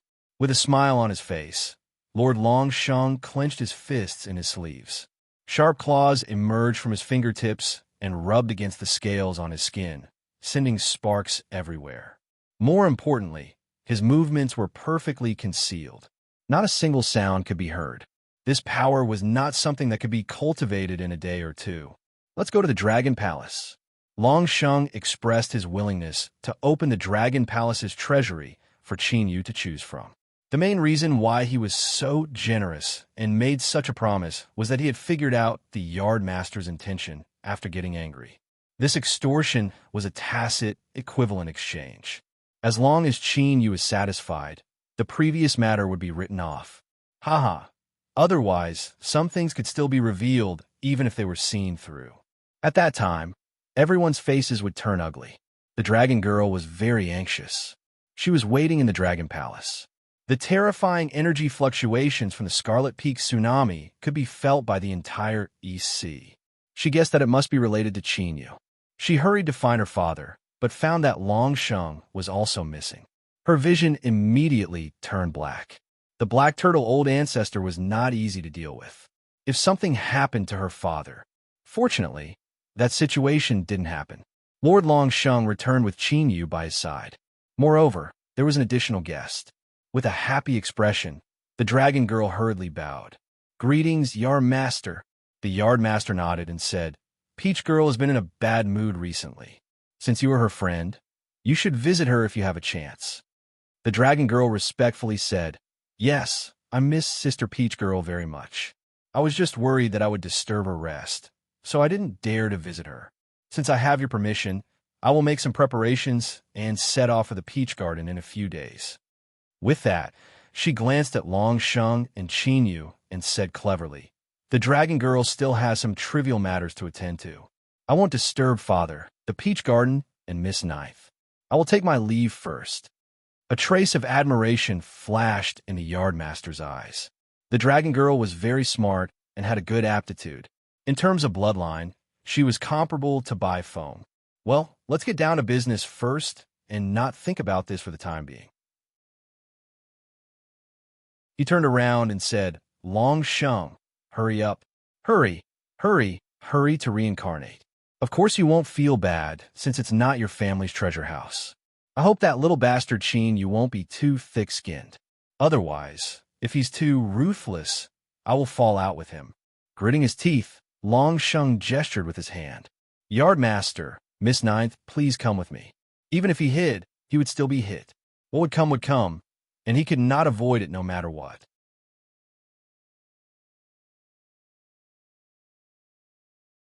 Chapter 1328. Although Qin, you didn't know much about the Sage Dao Circle, he had heard more than once about the wealth of the East Sea Dragon Palace. It was said that the East Sea Dragon Palace was one of the richest clans in the Sage Dao Circle. Qin was in a trance for a moment when the Dragon Sage opened the treasury. He suddenly felt that the descriptions he had heard before were too weak. What did it mean to be dazzled by dazzling jewels? What did it mean to be piled up into a mountain of rare treasures? He had seen it. He had really seen it. Fortunately, he was in a different realm now. He was shocked for a moment, but he soon calmed down and didn't embarrass himself. The yardmaster looked at Chinyu and waved her hand indifferently. Go and choose well. Don't disappoint Lord Dragon Sage's good intentions. Chinyu glanced at the dragon sage from the corner of his eyes. The dragon sage was smiling, but his eyes were sad. Chinyu felt that the yardmaster's words were too good. He could clearly see the blue veins on the dragon sage's forehead suddenly bulging. He was really worried that it would suddenly explode. Master, I understand. Chinyu cupped his hands and bowed. Then, he turned around and stepped into the treasury. He really understood, because he had already sensed a trace of deep meaning in the yardmaster's eyes. The reason why the treasury was called a treasury was that there were countless treasures in it. However, treasures were not precious enough if they could be piled up in large quantities. Because good treasures were always rare, it was difficult to see one or two. How could she casually take out thousands of treasures? Even if she didn't take them, she had to go through the process. She could just treat it as an eye-opener. After all, few people in the world had seen so many good treasures piled up together. At the beginning, Chinyu was calm. However, as he watched, he felt that his mouth was a little dry, and his heart was eager to take action. He couldn't help it. There were too many good treasures. Even with Chinyu's current vision, he still felt that they were very precious. There were treasures that could enhance cultivation, temper the body, strengthen the soul, and even extend lifespan. There were many kinds of treasures. So, Chinyu couldn't help but think that if he robbed the treasury of the East Sea Dragon Palace, he would be rich. However, he was just thinking about it.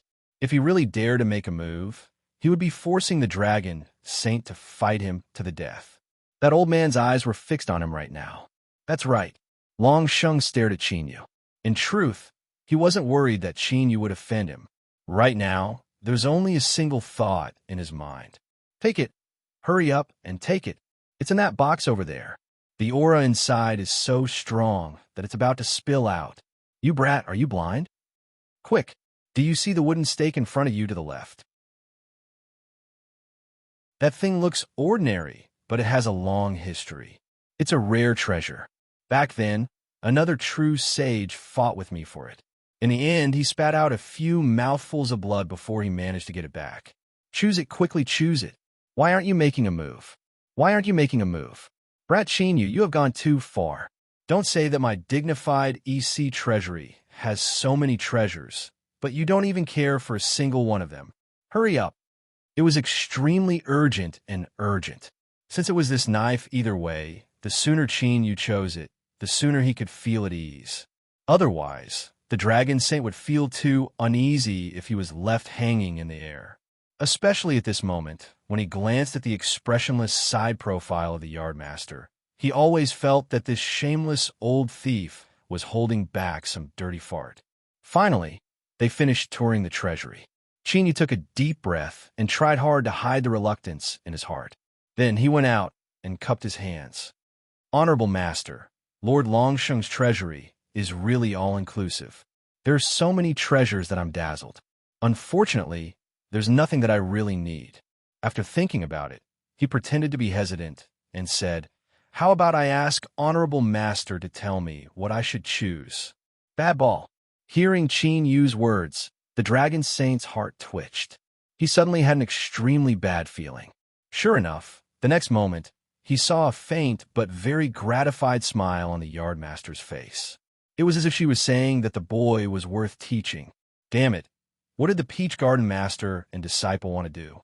Don't forget that this is the East Sea. If you really annoy me, no one will have an easy time. The Yardmaster glanced at the Dragon Saint, whose face was cloudy and whose eyes were filled with anger. She smiled and said lightly, Chinyu's current strength is no less than yours and mine. If not for the fact that we are master and disciple, I wouldn't have said much.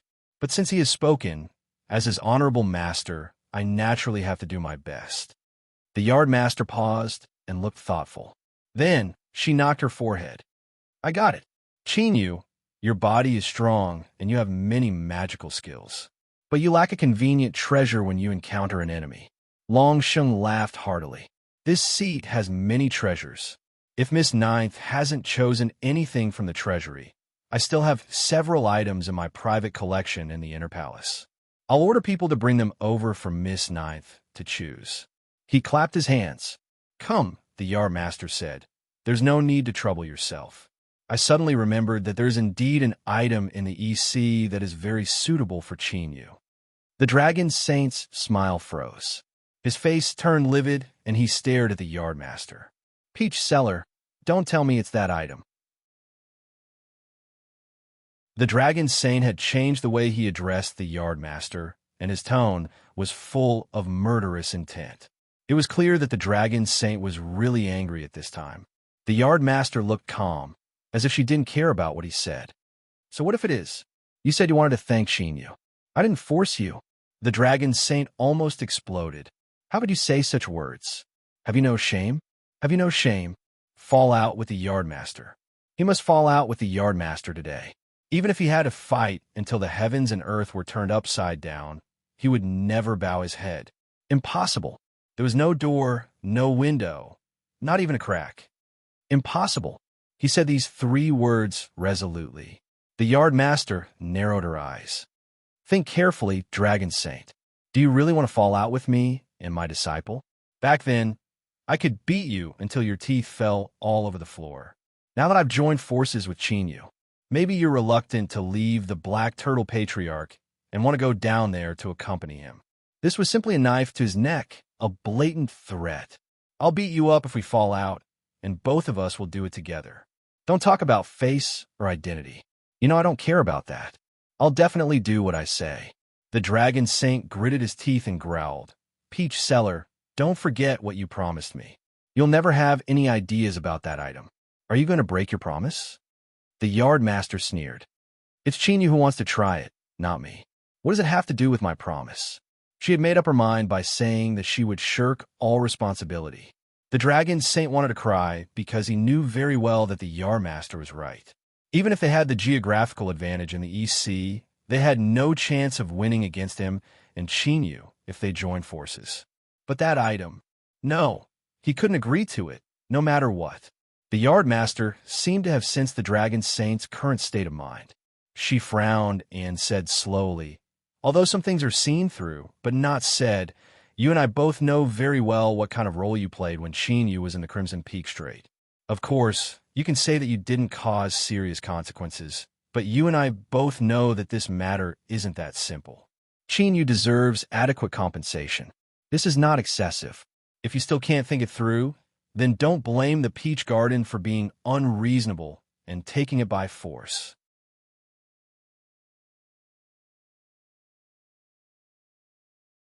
Chapter 1329, World of Darkness. This was true darkness, without the slightest bit of light. Everything was submerged in the night, and this had continued for countless years. Endless plains stretched as far as the eye could see, barren to the extreme. Besides some unknown shrubs that struggled to grow in the darkness, there was nothing but bare soil. Perhaps it was because over the endless years, it had been covered in endless darkness and had long since seeped into everything. Even the soil was black. Strong winds blew past, stirring up endless amounts of dust from the ground. In this world of darkness, the black dust rapidly flew along the black skies. They passed through the vast plains, flying and flying until a silent palace appeared at the end of their line of sight. An invisible strength was released from the palace. As the strong winds approached, it was directly annihilated, causing the black dust to fall down. It had been like this for the endless years. Thus, even though the amount of dust that was swept up by the strong winds was limited, after years of accumulation, it still formed a massive ring-shaped mountain of black earth. It was like a high wall, sealing the palace within. With each passing day, it grew taller and taller, like a cage that could never be escaped. The palace was spotless both inside and out. It was the same as this world, pure black, as if it were carved from the purest black crystal. A low and deep voice echoed out from the hall. As it struck the ring-shaped mountain, it was completely covered up, not a single sound leaking out. "I have eternal night. Why haven't you done anything?" The icy voice didn't waver at all. "Because Chinyu is right. forcefully descending into the vast young world has already consumed a great deal of energy. If you insist on killing him, you will have to pay a heavy price. This reason is not enough, but it is enough for me. If you are dissatisfied, you can appeal to the great desolation. I will accept all consequences. The icy voice vanished. The hall fell silent. After an unknown period of time, the deep voice echoed out once more. Think of a way to investigate Chinyu. There must be a problem with him. Yes, Your Excellency. A third voice sounded out. But from beginning to end, there was no one to be seen in the hall. Who? Who? Strong winds continued to blow above the plains, sweeping up layers of black earth. After crossing a long distance, they sprinkled it outside the palace, causing the ring-shaped mountain of black earth to grow taller and taller, as if it would never end. Longsheng's complexion was so gloomy that it looked like it was about to rain. In truth, Chinyu couldn't bear to look at him like this. Think about it, the dignified master of East Ocean, a true divine who was at the peak of the Haoyang cultivation system, was now like a bullied wife. His heart was filled with grievances, and he wanted to resist, but he had no choice but to lower his head in the face of reality. The struggle, helplessness, annoyance, pain, and sadness were mixed together in an extremely complicated manner. It was simply moving to the point that anyone who saw it would be moved. Ahem, if he thought about it carefully, wasn't what the yard owner was asking him to do a little too much of a bully? The yard master's calm voice rang in his mind. Why? Do you think I've gone overboard? Chinyu didn't deny it. After thinking for a moment, he said, Actually, I also tricked the dragon sage before. Although he wasn't honest, he wasn't too bad. At the very least, before the eye of eternal night descended, when the dragon sage felt that something was wrong, he didn't run away and abandon the Eastern Sea. This shows his character. The yard master said, You're right. The dragon saint didn't run away, but this has nothing to do with his character. He just couldn't bear to do it. Chinyu, he felt that he might have misunderstood something. The yard master confirmed his thoughts. It's exactly what you're thinking. After a pause, she said in a calm tone, Of course, I did make a promise that I wouldn't touch that thing. If you can't bear to do it and are willing to be a good person, you can give up. It's up to you. Chinyu took a deep breath and said solemnly, Lord Dragon Sage, I think you should agree to it. My master's temper isn't very good. If there's really a conflict, I can only say that I've offended you out of respect for my master.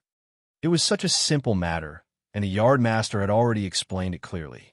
The reason why the dragon sage had risked his life and was unwilling to escape the Eastern Sea was because of that thing.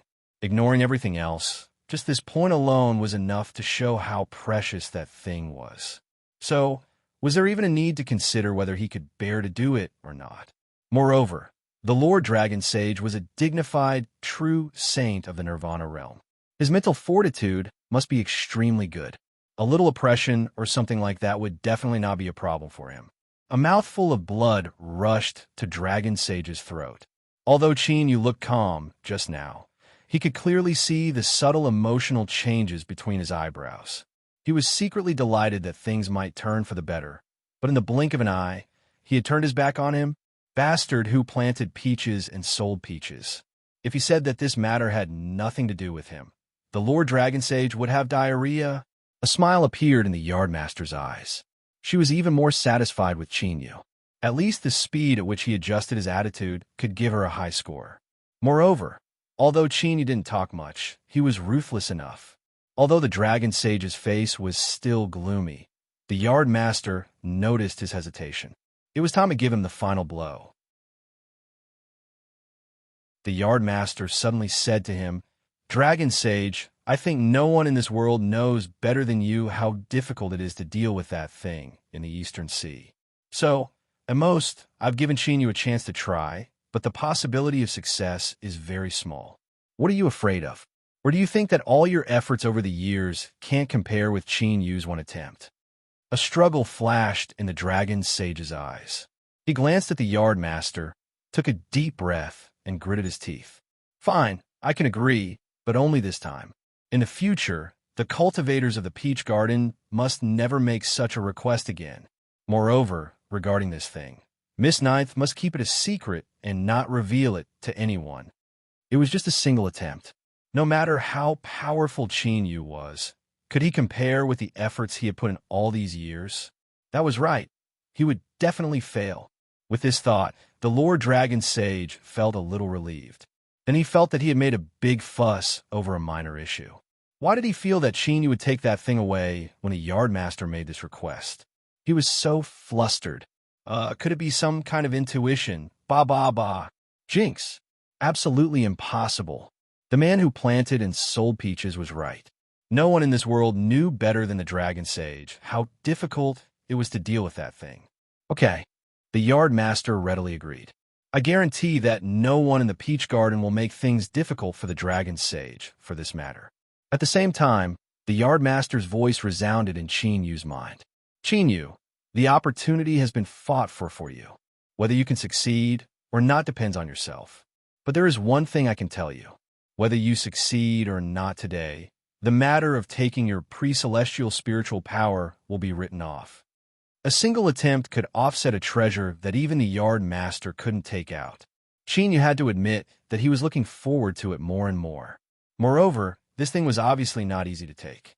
Qin Yu could see clearly that the most important reason why the Dragon Sage agreed was that today was only a chance to try. If he had to forcibly take this thing away from the Dragon Sage's hands, Qin Yu was 100% sure that the Dragon Sage would go crazy. Come with me.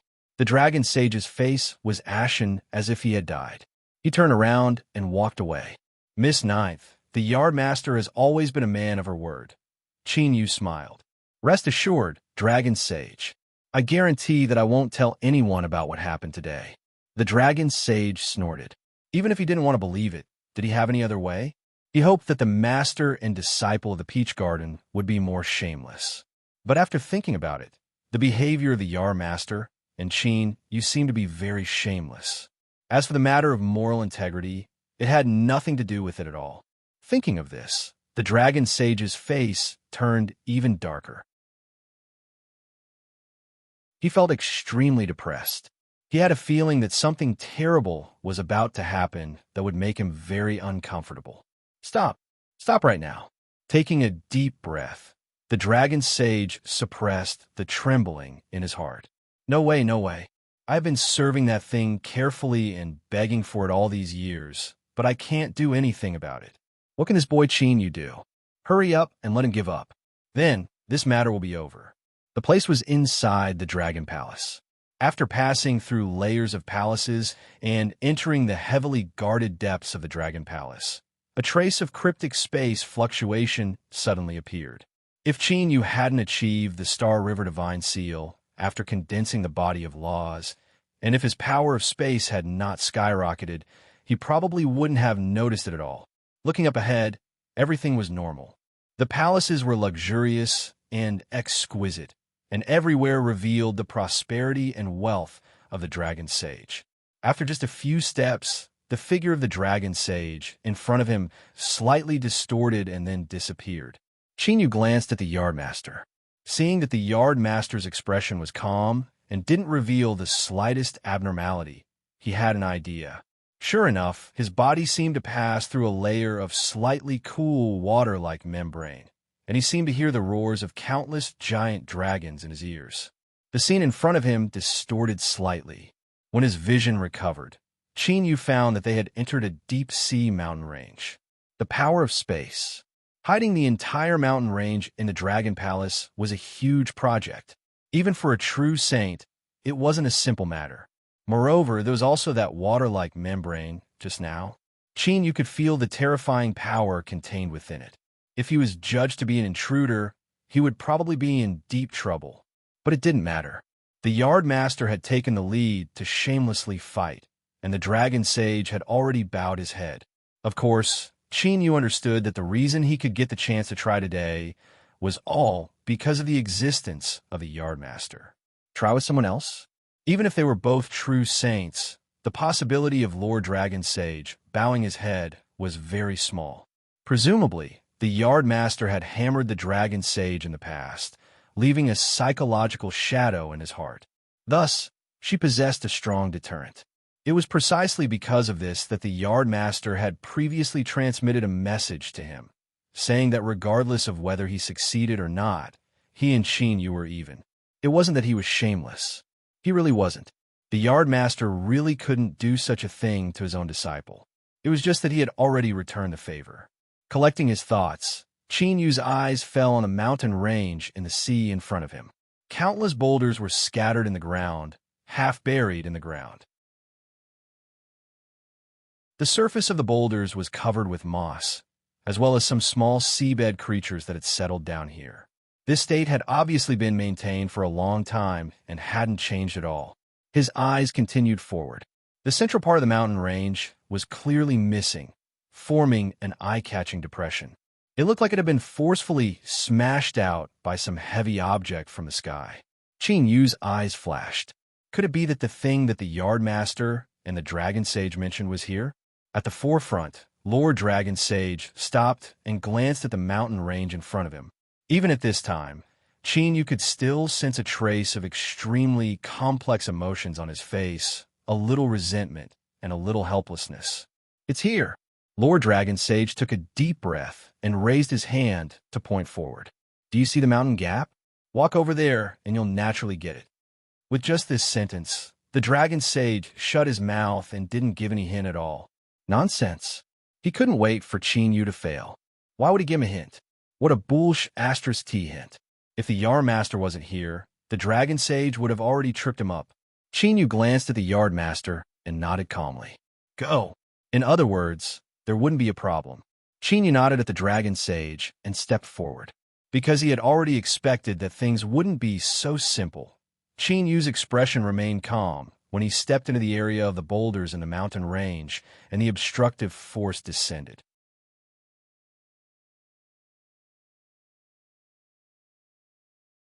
Chapter 1330. But soon, the calmness on Qin Yu's face could not be maintained. He had thought that the resistance came from the gravel, but he soon found that his judgment was wrong. The resistance came from the seawater. Very strong, very strong, very strong. Important things were repeated 3 times. How strong was it? If it was before, Qin Yu might not have a good way to describe it. He could only say that he had never seen it before in his life.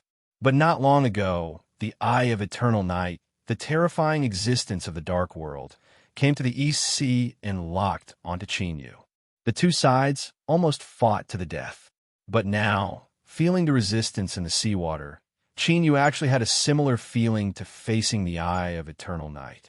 Compared to the Eye of Eternal Night's ruthless killing intent, the resistance in front of him was much milder.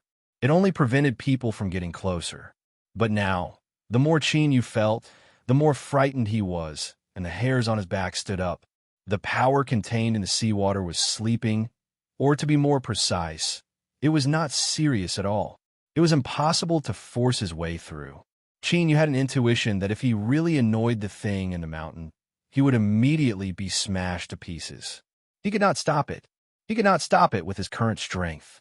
What on earth was hidden in this mountain? No wonder the Dragon Sage would rather take such a big risk than run away. No wonder the Yardmaster was willing to disregard her reputation to get this opportunity. I have seen that creature in the mountain once before. It is incomparably rare and wondrous. Qin Yu, what you can do now is display your own strength and release your strongest attribute in order to move that creature in the mountain and obtain its approval. The Yardmaster's voice was very calm in his mind. Believe me, if you can really get the thing in the mountain, just this alone will increase your chances of breaking through to the position of Dominator by at least 20%. Increase by 20%. It sounded insignificant, but it involved breaking through to the position of Dominator. The profound meaning was enough to stir one's soul, enough to make one disregard everything.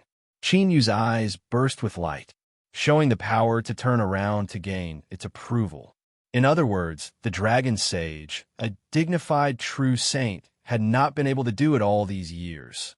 The thing in the mountain had such high standards that even a true saint would not be able to enter its eyes. Could he? A trace of hesitation appeared in his mind. After a few breaths, Qin Yu took a deep breath, and his eyes revealed a determined look.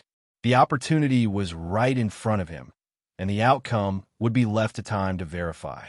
Thinking about it now would only waste his energy and would be of no use. Qin took a deep breath and closed his eyes. Suddenly, crackling sounds came from within his body.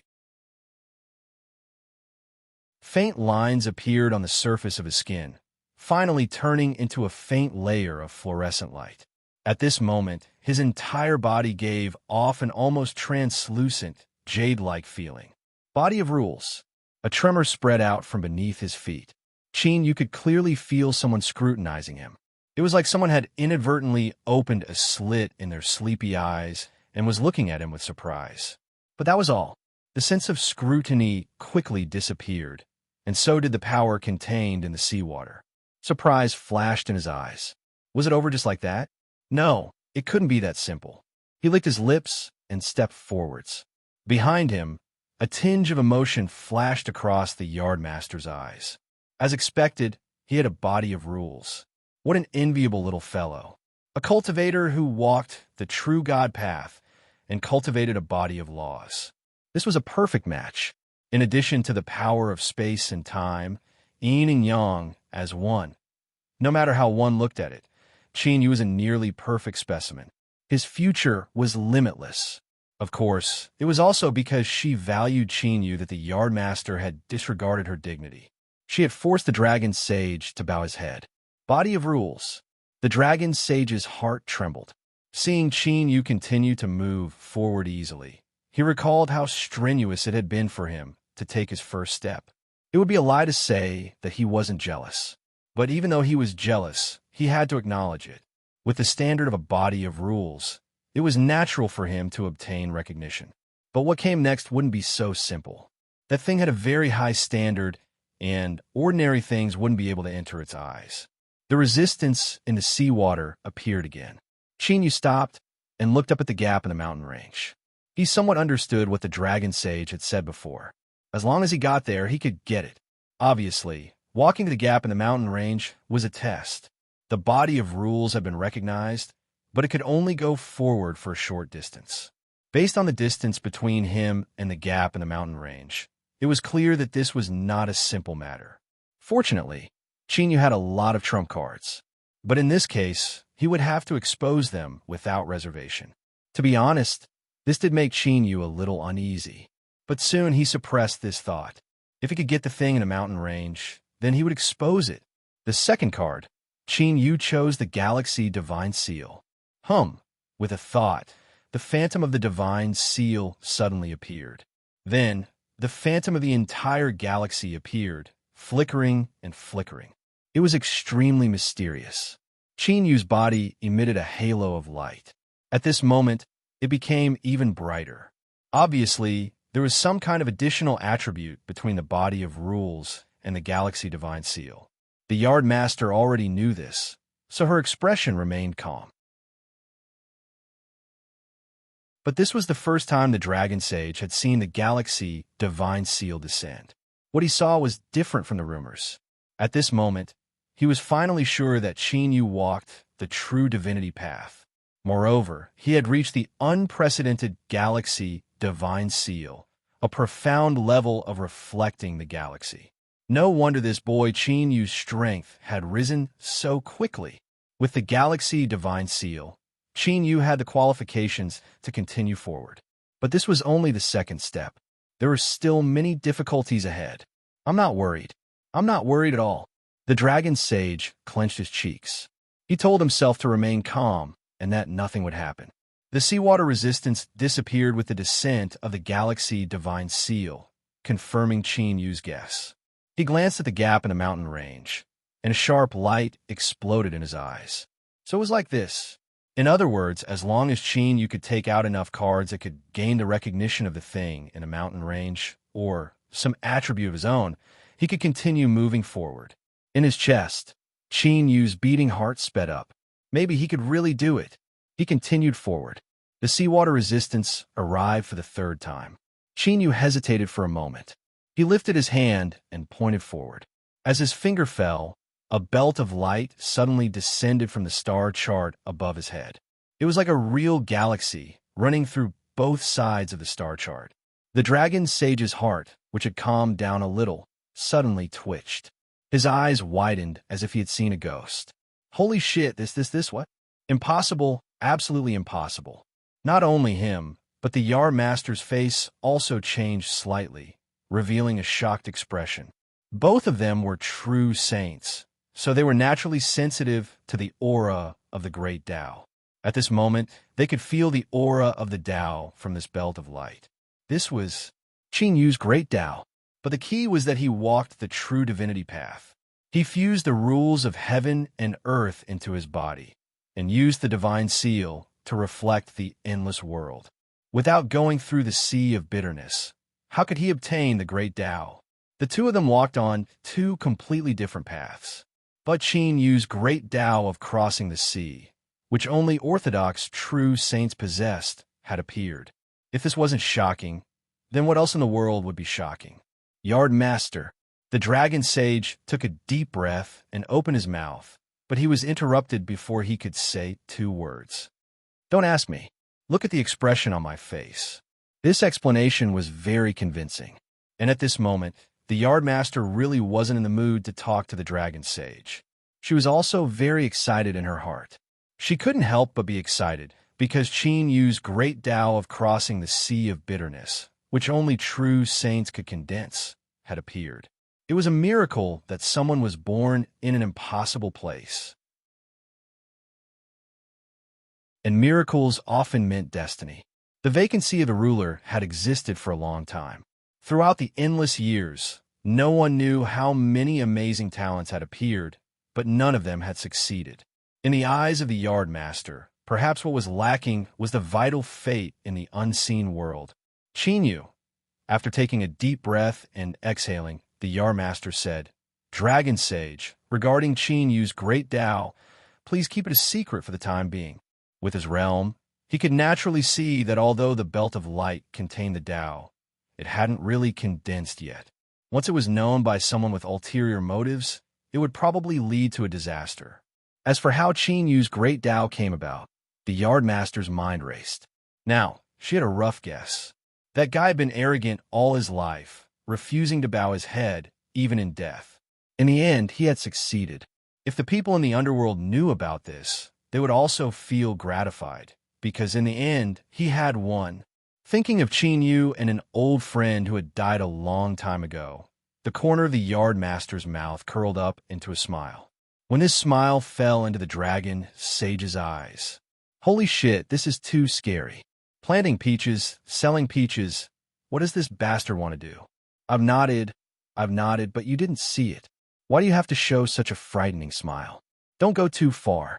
After a few breaths of silence, the dragon sage said heavily with a gloomy face, Okay, I promise I won't say a word.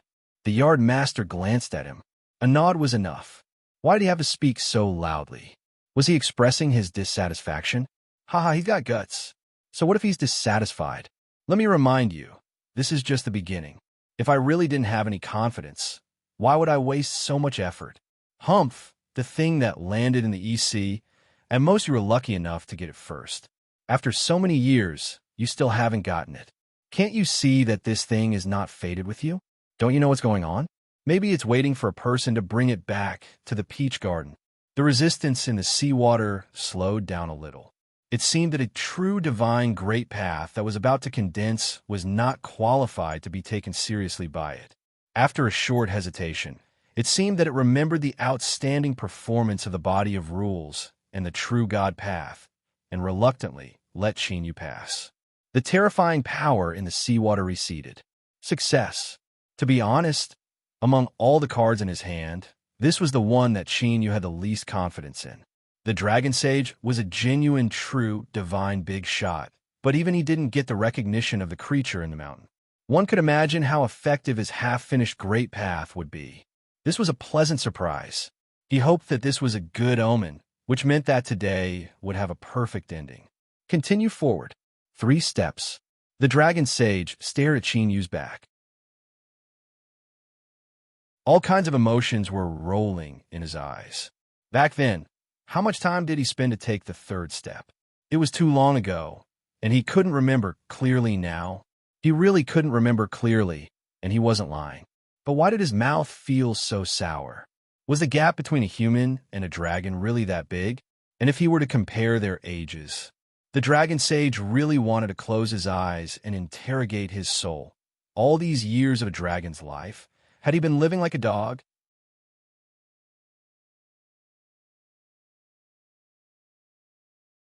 Chapter 1331. For the fourth card, Qin Yu chose the power of the pre-celestial spirit. The result was obvious. When the power in his body began to burn, the resistance of the seawater disappeared without a trace. This was different from the incomplete Great Tao. It could be said that this was the card in Qin Yu's hands that he was most confident in. Nonsense. This was the power of the innate spirit. No matter how high one's vision was, it was impossible for it to be higher than the vast Yang world. Passing was a matter of course. The yardmaster looked at Long Sheng and said, "I can't tell anyone about this either." The corners of Long Sheng's lips twitched. He thought to himself, when Qin Yu confronted the eye of eternal night at the Scarlet Summit Strait, "I already saw it. Do you really need to do something like this?" But what one thinks and what one does are very different. "I know. Don't worry, Yardmaster." Yes, that was it. Our Lord Long Sheng knows when to yield and when to stand tall, and his mental fortitude is strong. In short, invincible ninja. Facing the mountain gap, Qin Yu took a deep breath. He didn't continue forward. At this time, his body of rules and the power of the true divinity, Tao, erupted.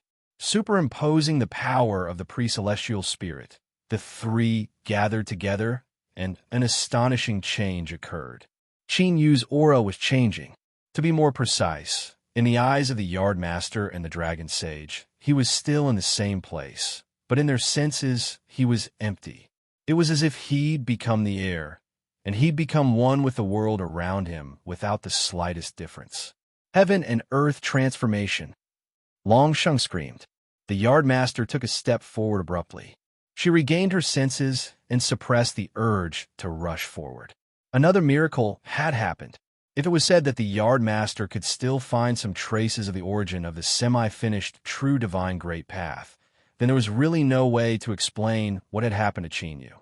Body transformation was an ability unique to hegemons. Only hegemons, who were essentially a part of heaven and earth, could do something like that. They could call upon the boundless power of heaven and earth, and could summon heavenly might with every movement. But now, it had actually appeared on Qin Yu's body. The Yardmaster was pleasantly surprised, but when her gaze fell on Long Sheng, she was only shocked. Holy shit! Holy shit! Holy shit! Impossible! This was impossible! How did Qin Yu accomplish this? How did he manage to transform his body into heaven and earth? This was the ruler's domain, and his true great Tao was only a half-finished product. Dong! A muffled sound came from the gap in the mountain range, and the calm undersea mountain range suddenly stirred up a circle of fluctuations. It was as if someone who had been sleeping soundly had been woken up by the sudden explosion of thunder outside the window and had turned over abruptly. The Yardmaster's eyes lit up instantly. Beside him, Long Sheng had a horrified expression on his face. He subconsciously wanted to rush out, but before he could even move half an inch, he was held back by a hand. Staring into his eyes, the Yardmaster said slowly, "Long Sheng, we agreed on one chance. If you fall out with me, I'll make you look bad." Long Sheng subconsciously waved his arms. His mouth moved, but no sound came out. He felt that something very important in his life as a dragon had completely left him at this moment. He took a deep breath and stepped forwards, howling toward the mountain gap. There were no obstructions along the way. In the blink of an eye, his figure disappeared from Long Sheng's line of sight. Long Sheng stiffened, and only after a long time did he let out a long breath. It was really long, so long that people couldn't help but worry that he would suffocate himself to death on the spot. His arm hung limply, and his body swayed for a moment before he fell to the ground. "It's over, it's all over." The Yardmaster loosened her grip and took half a step back. Yes, half a step. Seeing that Qin Yu was about to succeed, She couldn't allow any accidents to happen at this critical moment. She was well aware of Long Sheng's acting skills. Stepping into the mountain gap, Qin Yu finally saw the thing that the yardmaster and Long Sheng had mentioned, a pitch-black lump of iron that had fallen into the mud at the bottom of the sea and was now mostly covered. At Qin Yu's age, after experiencing so many things, he had long understood what it meant to never judge a book by its cover. For instance, that lump of iron. In the past, when he had fallen into the trap set up by the sea spirit in the endless sea, Qin Yu had relied on that lump of iron to obtain the furnace and survive. Not long ago, the furnace had swallowed the flame of eternal night and refined a semi-finished great Tao for him. This was the power of an iron lump. Was it fierce or not? Back then, the iron lump Qin Yu had obtained was just a small one in his palm. The one in front of him was half buried at the bottom of the sea and was as big as a calf. In terms of size, it was clear which one was fiercer. Not to mention that Qin Yu had already fully experienced its fierceness through the power contained in the seawater during his breakthrough. He walked forward, bang. The feeling was probably like bumping into an incomparably clean piece of glass in front of him without any preparation. Qin Yu felt a headache in his head, and then everything in front of him turned black. He took a step back and stared at the half-covered lump of iron in the sea. Does this mean I haven't passed yet? Boss, that's enough. Why are you still not done? I've taken out enough cards in my hand, and you're still not satisfied? What kind of person do you want to see before you're willing to leave? Do you really want to continue eating the dust and stay here for a long time? He stared at the big lump of iron, trying to use his eyes to express his attitude. He stretched out his hand and pushed forward and continued to push. Okay, I didn't push. It seemed that his eyes were useless. Qin Yu thought about it seriously and looked at the distance between him and the big lump of iron. He estimated that he was only one step away. In other words, there was still one last hurdle. If he could cross it, he would probably succeed. As the saying goes, falling short at the last hurdle. Bah, how could this happen to Qin Yu? This was absolutely not allowed. Wasn't just a trump card. Wasn't just a trick. He didn't lack anything else. Taking a deep breath, Qin Yu gritted his teeth. He vaguely felt that someone seemed to have warned him not to continue disturbing her. But now, there was really no other way, just a little. He hoped that he wouldn't be hammered. What am I afraid of? Who am I afraid of? He couldn't remember. In his mind, a vague phantom appeared. It seemed to be a woman. Woman. Where did this woman come from? Is there something wrong with my brain? Qin Yu took a deep breath. He didn't care about this for the time being. He had to get down to business first. He raised his hands. Then, at the bottom of the East Sea, at the gap in the sealed mountain range of the Dragon Palace, the phantom of the sun and moon suddenly descended. Boom! Boom! An invisible impact instantly caused the seawater to tremble. Ripples set off undercurrents that wildly rushed in all directions. The big lump of iron that was half buried in the mud was instantly washed away, revealing its original appearance. Vaguely, he seemed to see some fine cracks on its pitch-black, rough surface. There was no time to think. The phantom of the sun and moon appeared, their light overlapping. There was a slight pause. With an impatient snort, the phantom of a woman appeared in the light of the sun and moon. Qin Yu, I think you are tired of living. I told you not to. Halfway through, she seemed to have sensed something and swallowed the second half of her sentence. The next moment, buzz, his sword suddenly sounded. Amidst the phantom of the sun and moon, the woman raised her hand and grasped forward. A sword shadow appeared between her 5 fingers, and a terrifying sword intent burst out. Without any hesitation, she swung her arm and chopped down with the sword edge. This sword chopped toward the seawater in front of Qin Yu. It was full of obstructive power and instantly shattered. Qin Yu's pupils shrank violently, and then again. In short, it was very tight. The first wave was because there was really a woman. When her figure appeared, many memories suddenly emerged in Qin Yu's mind. The second wave was because this woman was only a phantom, but she had such terrifying strength that she could split the seawater with a single sword strike. What about her real body? He didn't dare to think about it. The third wave was because he was hiding such a big shot in his body, but she didn't know about it. If she had evil intentions, Chinyu felt that he would have been dead by now. The moment the phantom of the sun and moon descended, the yard master and the dragon sage fell silent. Even the grief-stricken dragon sage widened his eyes and his mind went blank. This aura, this is... Without giving them more time to think or to be shocked, the sword slashed down. It was indescribably terrifying. It seemed that even heaven and earth would be shattered in an instant. With the cultivation of the Permitha true saint and the identity of a big shot in the vast young world, could he block it? The two subconsciously thought about it, and then their foreheads broke out in cold sweat. They felt as if they had fallen into an ice cave, and a piercing chill seeped into their bones. The two true saints fell silent. Phew! The yard master exhaled. At this moment, a gaze suddenly fell on her. The dragon sage's face stiffened, as if his buttocks were on fire, but he didn't dare to move. I won't say. I promise I won't say. At this moment, at the gap in the mountain, Chinyu took a deep breath and suppressed the urge to shrink his pupils. He strode toward the big iron block with only one thought in his mind. Big shot, it's about time. The result was no. At this moment, Chinyu was only one step away from the big iron block. He could reach out and touch it. The invisible force appeared again. He sensed the vibration in this resistance.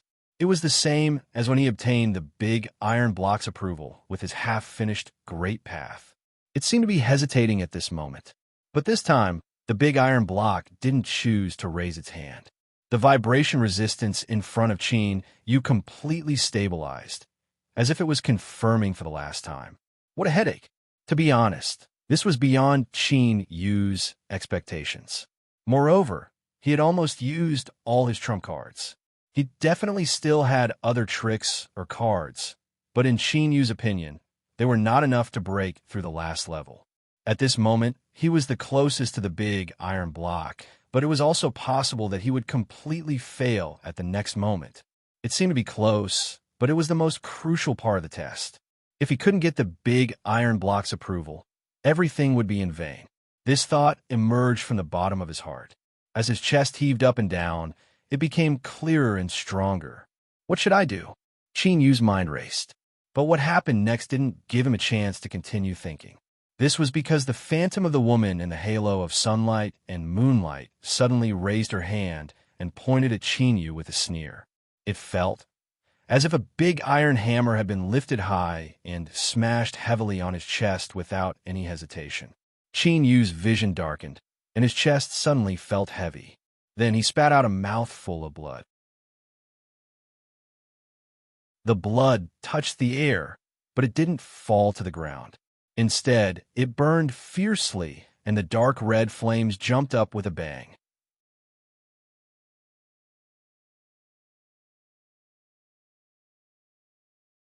Chapter 1332. As the light of the sun and moon wove together, the woman's lips curved up, revealing an icy smile. Her eyes were filled with anger. To understand by looking at someone's face was likely saying that even this old lady's face wasn't enough. Good, very good, this was simply too good. The blood-red flames blazed, not releasing the least bit of heat. It was like a mass of paint that instantly melted into the seawater. A vibration spread out from the iron block. The resistance of the seawater vanished, and it was like a great mouth that instantly sucked in the flames. Then, as if it couldn't withstand the strength contained within the flames, its pitch-black surface began to rapidly melt like ice under the blazing sun. No, it was more accurate to say that it was disappearing. There wasn't a single impurity left behind, as if it had vanished into thin air. A perfectly round crystal pillar as thick as an arm appeared in front of Chinyu. Compared to the black and rough iron block from before, the difference in appearance was like the heavens and the earth. Chinyu suddenly staggered as if he had been ruthlessly pushed. He hurried forwards and grasped the crystal in his hand. Thus the crystal melted. The moment it touched Chinyu, it turned into liquid. In that moment, countless phantoms appeared in Chinyu's mind. Sabers, spears, swords, halberds, shields, gloves, arm guards, and so forth. Countless forms rapidly appeared. Qin Yu was instantly enlightened. As long as he wanted to, this crystal could transform into any form he wanted. It was like he had been slapped in the head. His ears buzzed, and black spots appeared in front of him. He subconsciously shook his head, but when he regained his composure, he discovered that he had inexplicably made a choice. A sword. The liquid crystal rapidly flowed, constantly elongating. Then, a sword that was completely identical to the image in his mind appeared.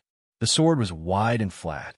Its surface was gray, as if it had been placed here for too long and was covered in a layer of dust.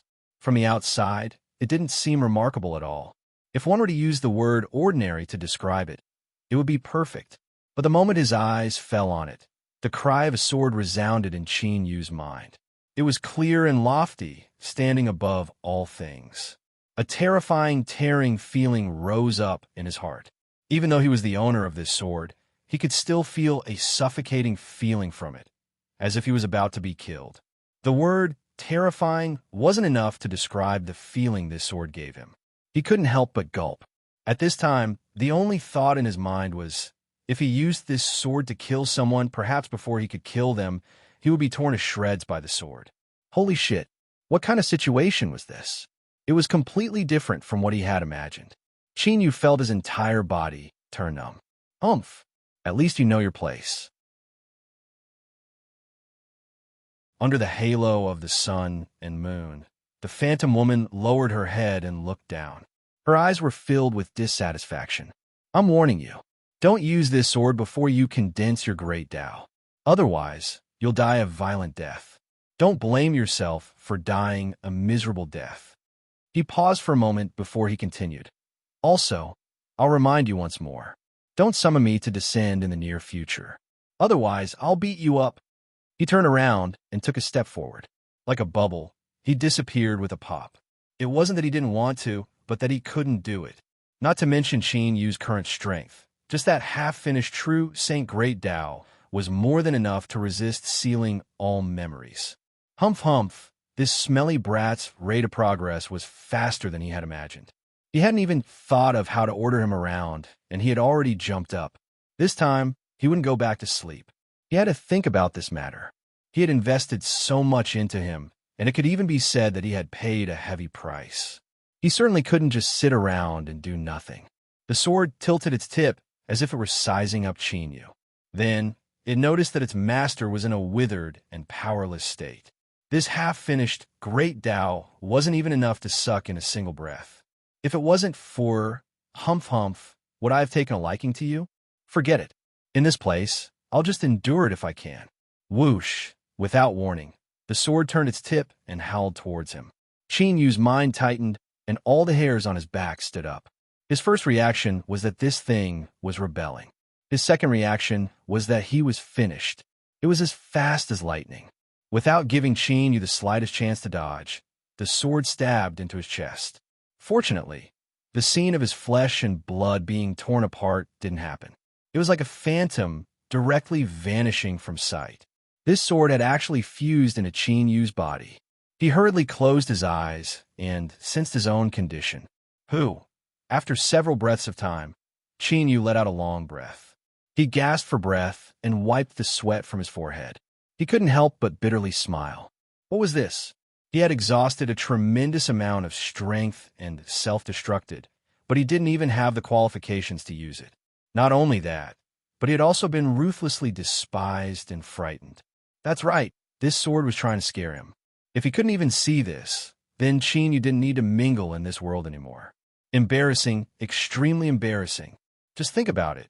What kind of experience would it be to be looked down upon by one's own treasure? Qin Yu rubbed his face and swept his eyes around. After not noticing anything else, he turned and walked away. The seawater was the same as before, but it was also completely different. This was because the strength contained within had now completely disappeared. Success. The Garda Master smiled. Beside her, there was a thud. Long Sheng fell to the ground. His face was deathly pale, and his body was slightly curled up. He looked extremely pitiful. He looked blankly in the direction of the gap in the mountain range. Qin walked out. His figure was clearly reflected in his eyes, but it also seemed particularly blurry, like a dream. Ah! How Long Sheng hoped that this was really just a dream. Qin had taken away the object in the mountain. He had actually succeeded. At this moment, Long Sheng's heart ached. It wasn't only because he had lost his most precious treasure, but also because his confidence had suffered a destructive crushing. How many years had it been since he had discovered the object in the mountain? He carefully waited on him and tried all kinds of flattery before he finally managed to take a few steps. Although success was still far away, Long Sheng had confidence in himself.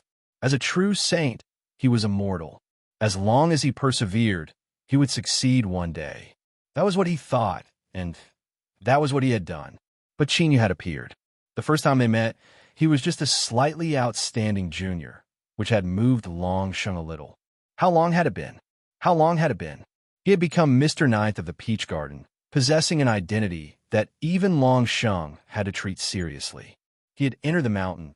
He had come out. He had taken away the object in the mountain. Why? Why? I, the dignified E.C. Long Sheng, have worked hard for countless years, but I can't even compare to a little boy. In just a short period of time, he had done it. All of Long Sheng's pride and arrogance collapsed at this moment. If his heart wasn't strong enough, he would have gone crazy long ago. Qin Yu cupped his hands together. Honorable Master, this disciple has succeeded. He turned and nodded to Long Sheng. Thank you, Lord Long Sheng. These weren't words of ridicule. He really wasn't. Although Qin Yu had been embarrassed by the long sword's threat just now, he still had time to think about it. Whether or not he was embarrassed meant that he was in a good mood. Of course he was. To be honest, he was in a good mood. Only a complete, true, Saint Great Tao could barely move the long sword. Not to mention anything else, just this point alone was enough to show how terrifying it was. But one shouldn't be too ostentatious. Moreover, looking at Long Sheng's grief-stricken expression, Qin Yu felt that hiding the joy in his heart was quite humane. Cough, cough. One shouldn't be too ostentatious. It was fine as long as he obtained the benefits, but why did he have to make it known to everyone? Besides provoking envy, jealousy, and hatred, what other benefits did he gain?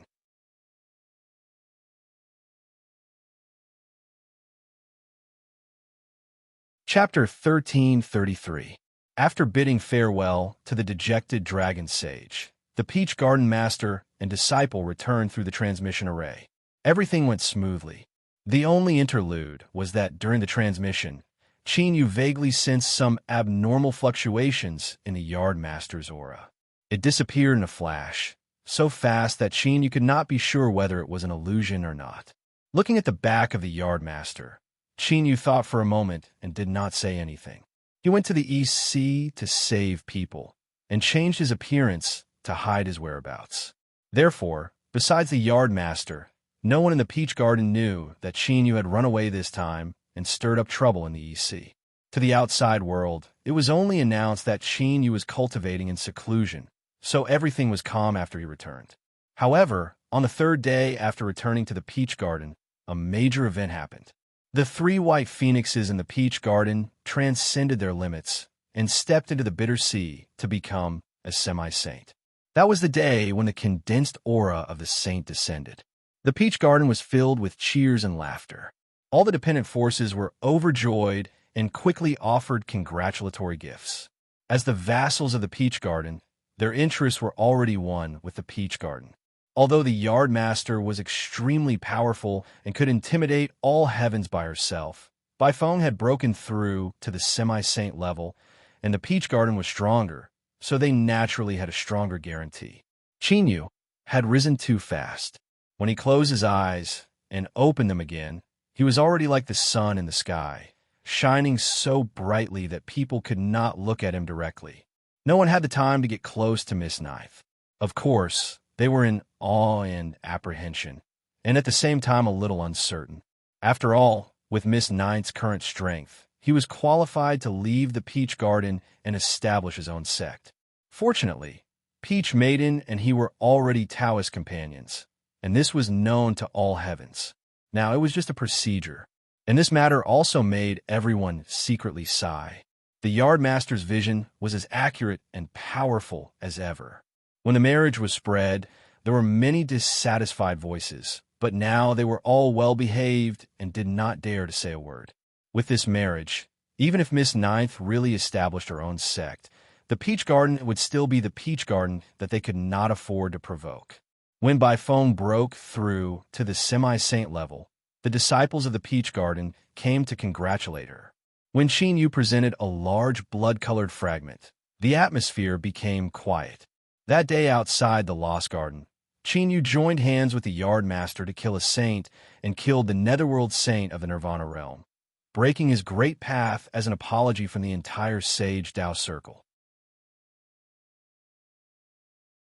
Today, although Qin Yu did not take out all of the great path fragments, it was still a third of it. It was undoubtedly precious. After all, during the birthday banquet in the EC, there was a half-sage who dared to take the risk to kill Peach Girl just for a bit of Sage Huai's Dao accumulation. There was no need to say much when comparing the two. Maiden looked at Bai and said, I ninth, Maiden I ninth, White I Bai I, Maiden I ninth. Great third I sect, brother I third I Maiden I clan I and I master. And I sect, His words were bright and magnanimous, and it was very comforting. Eldest senior brother smiled and said, after hearing what junior brother said, I want to go into seclusion again. Everyone wants good things, and it doesn't like to wait for people. Everyone laughed. Eldest senior brother looked at Bifone and said, you are lucky, so don't refuse. Junior brother is telling the truth. The great path of true sage is like a pearl covered in dust. After hesitating for a moment, Bifone took it with both hands. Thank you, junior brother. As the blood jade fell into his hands, his breathing quickened and his face flushed. For a half-saint, could there be anything more fortunate than obtaining a true divine's great path fragment right after breaking through? Bifone could tell you that there was no such thing. If not, why would the third mister of the Peach Garden be so excited in public? Thinking about some of his thoughts at the beginning, he deliberately refused to participate in seclusion. And then looking at Qin Yu, who was smiling calmly in front of him, a trace of guilt rose from the bottom of his heart, but it immediately turned into warmth and gratitude. Second senior apprentice brother sighed with emotion. Breaking through to half-saint and receiving a true sage great path fragment as a gift. Once this news spreads out, I have no idea how many old fellows will turn red with envy. He coughed. Junior brother, because of my cultivation, I fear it will be difficult for me to make a breakthrough in the near future. So, I probably won't have share of the great path fragment. I hope that junior brother can continue to work hard and gather more good things. Otherwise, when I break through, the difference in gifts will be too great, and I won't agree. There was a burst of laughter. Everyone said that second senior apprentice brother was right. Today, seventh senior apprentice sister had changed into a beautiful and charming face. She looked over and said, I believe that junior brother will definitely satisfy us. Qin Yu bitterly smiled. He said, you are too ruthless.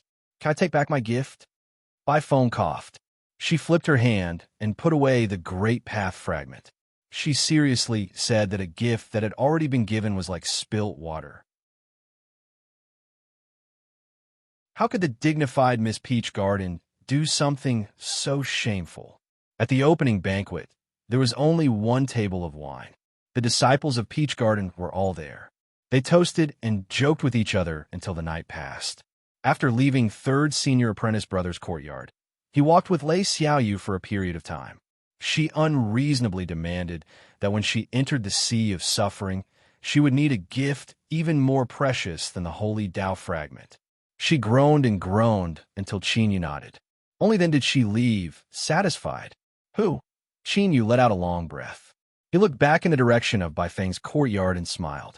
He could naturally see that everyone was joking around. This sort of relaxed and friendly atmosphere made him feel comfortable. The reason why Qin Yu was able to blend into the Peach Blossom Garden so quickly and become a part of the Peach Blossom Garden, perhaps it was because this place was different from the others. But the truth was that there was a shortage of people today. Peach Maiden had ordered people to deliver gifts, but she didn't attend today's banquet. Qin Yu couldn't help but worry about her current situation. Perhaps it wasn't too appropriate to say that their hearts were in sync. But when Qin Yu returned to his dwelling, there was already a maid waiting outside.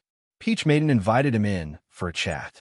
This was the second time the two met after the EC's longevity banquet. What left Qin Yu a little relieved was that Peach Maiden's condition was relatively stable. With his current cultivation, eyesight, and also knowing the truth, Qin Yu could naturally sense many things when he looked at Peach Maiden. He cupped his hands together and bowed. "Greetings, fourth senior apprentice sister." Peach Maiden nodded. "Little junior apprentice brother, you've arrived. Please sit." She was distant and indifferent. She gave off an extremely cold feeling, as if she didn't belong to the mortal world. Qin Yu thanked her and sat down. "Is fourth senior apprentice sister doing well?" Peach Maiden said, "Good." She was silent for a moment. "I asked little junior apprentice brother to come today because there is something I need your help with." Qin Yu said, "Fourth senior apprentice sister, please speak." This time, Peach Maiden was silent for an even longer time. A trace of pain appeared on her cold face. She slowly said, "There's a problem with father's body." Qin Yu's heart shrank. He frowned. "Is it very serious?" Peach Maiden nodded. Indeed, his senses hadn't been wrong during the transmission. There was also the feeling he felt when he contacted the Garden Master at the Scarlet Summit Strait. His frown became tighter and tighter. What sort of boundary was a true saint? They were existences that stood at the peak of all existences below the ruler realm. They were one of the strongest existences in the vast Yang world, undying and everlasting. With their boundary, if there was a problem with their body, it wouldn't be a minor matter. Qin Yu solemnly said, "Fourth senior apprentice sister, rest assured that as long as there is a chance, I will do my utmost to help Honorable Master recover." He thought of the strength of a pre-celestial spirit. To turn the rotten into the miraculous, to reverse yin and yang, life and death, perhaps it could be done. He stood up and cupped his hands together. "If that's the case, then I will go and pay my respects to Honorable Master." A trace of gratitude appeared in Peach Maiden's eyes. She bowed. "Thank you, little junior apprentice brother." When Qin Yu came to pay his respects, he didn't need to wait at all. He was directly allowed to enter. With his current cultivation, this was the treatment he deserved. "Greetings, Honorable Master."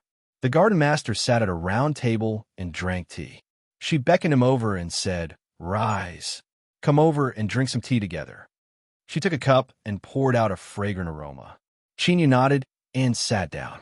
After a moment of hesitation, he said, "Honorable Master, this disciple has come to offer up some of the strength of a pre-celestial spirit and place it in the Peach Blossom Garden storehouse. There is no need to exchange for it. It is a precious life-saving treasure that can only be used at a critical moment. I will have to trouble Honorable Master to handle this matter on your own. I apologize for troubling you." As he finished speaking, he lifted a hand and light rapidly surged in his palm. Masses of the strength of a pre-celestial spirit scrambled to appear above his 5 fingers. The Garden Master's eyes flashed. She glanced at Qin Yu and said, after a moment of silence, "You just came out from Peach Maiden's place?" Qin Yu nodded. The Garden Master smiled, a gratified look in her eyes. The lines of her face softened a little. She glanced at Qin Yu and shook her head. "This girl is disobedient.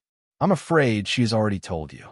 I was originally planning to tell you after some time, but," she lifted a finger and pointed, "put it away first. In the entire vast Yang world, I'm afraid you are the only one who has the strength of a pre-celestial spirit. It would be a sin to dissipate even a trace. But unfortunately, it can't help me." Qin Yu frowned. "Honorable Master, why don't you give it a try?" "Perhaps." He was interrupted by the Garden Master. "I've already tried the strength of the pre-celestial spirit that I obtained previously." She didn't continue speaking, but the result was self-evident. Despite having a bad premonition, Qin Yu's heart suddenly contracted at this moment. A hint of sourness and heaviness arose in his heart, causing him to frown even more tightly. "Honorable Master," the Garden Master smiled. "Put it away. I have something to tell you." With a flick of her sleeve, a ripple appeared in the space, directly isolating the inside from the outside world. After Qin Yu withdrew the strength of the pre-celestial spirit, the garden master narrowed her eyes. My question is an old grudge. I have to think about it carefully. So let's talk about your question first. She looked at Qin Yu. You've walked the true God path, but now you've achieved only half of the great Tao. Is it because that big furnace has come alive? It wasn't a question, but a straightforward tone. It was obvious that she already had an answer to this question. Qin Yu nodded. Yes, I have to thank you, Garden Master, for hiding this matter from me. The Garden Master laughed heartily. I'm guessing that after you discovered the truth about the big furnace, you couldn't help but think that a true saint could be so shameless as to lie through his teeth. Qin Yu wanted to laugh, but his heart was too heavy. He could only nod cooperatively, indicating that he indeed had such a thought. The Garden Master shook her head and lifted her hand to point at him. Once your cultivation becomes stronger, you'll have fewer scruples, right? You actually admitted it directly without being tactful. However, I do deserve your thanks. It's not only because I helped you conceal the truth about the big furnace, but more importantly, I was the one who threw the big furnace into the endless sea.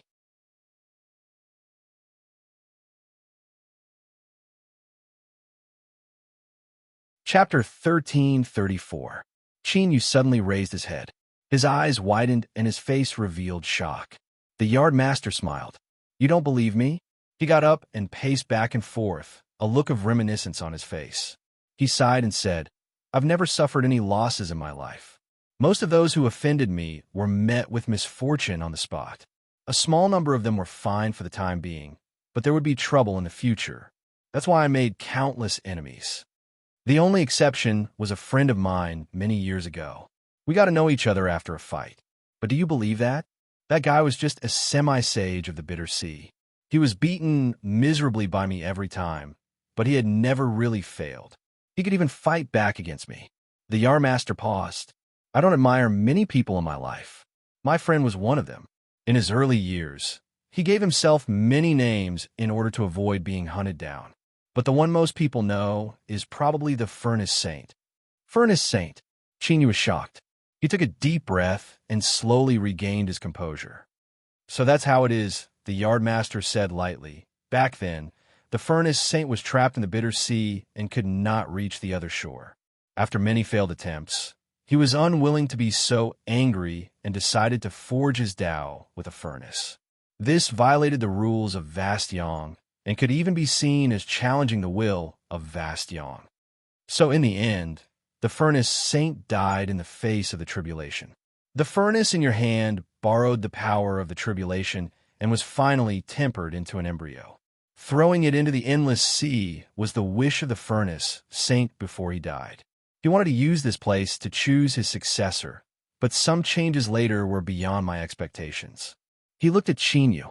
The endless sea originally had no spirit, but because the great furnace fell into it, it absorbed a wisp of the aura of heavenly tribulation and was born. This caused the great furnace to be hidden away, and no one has been able to obtain it.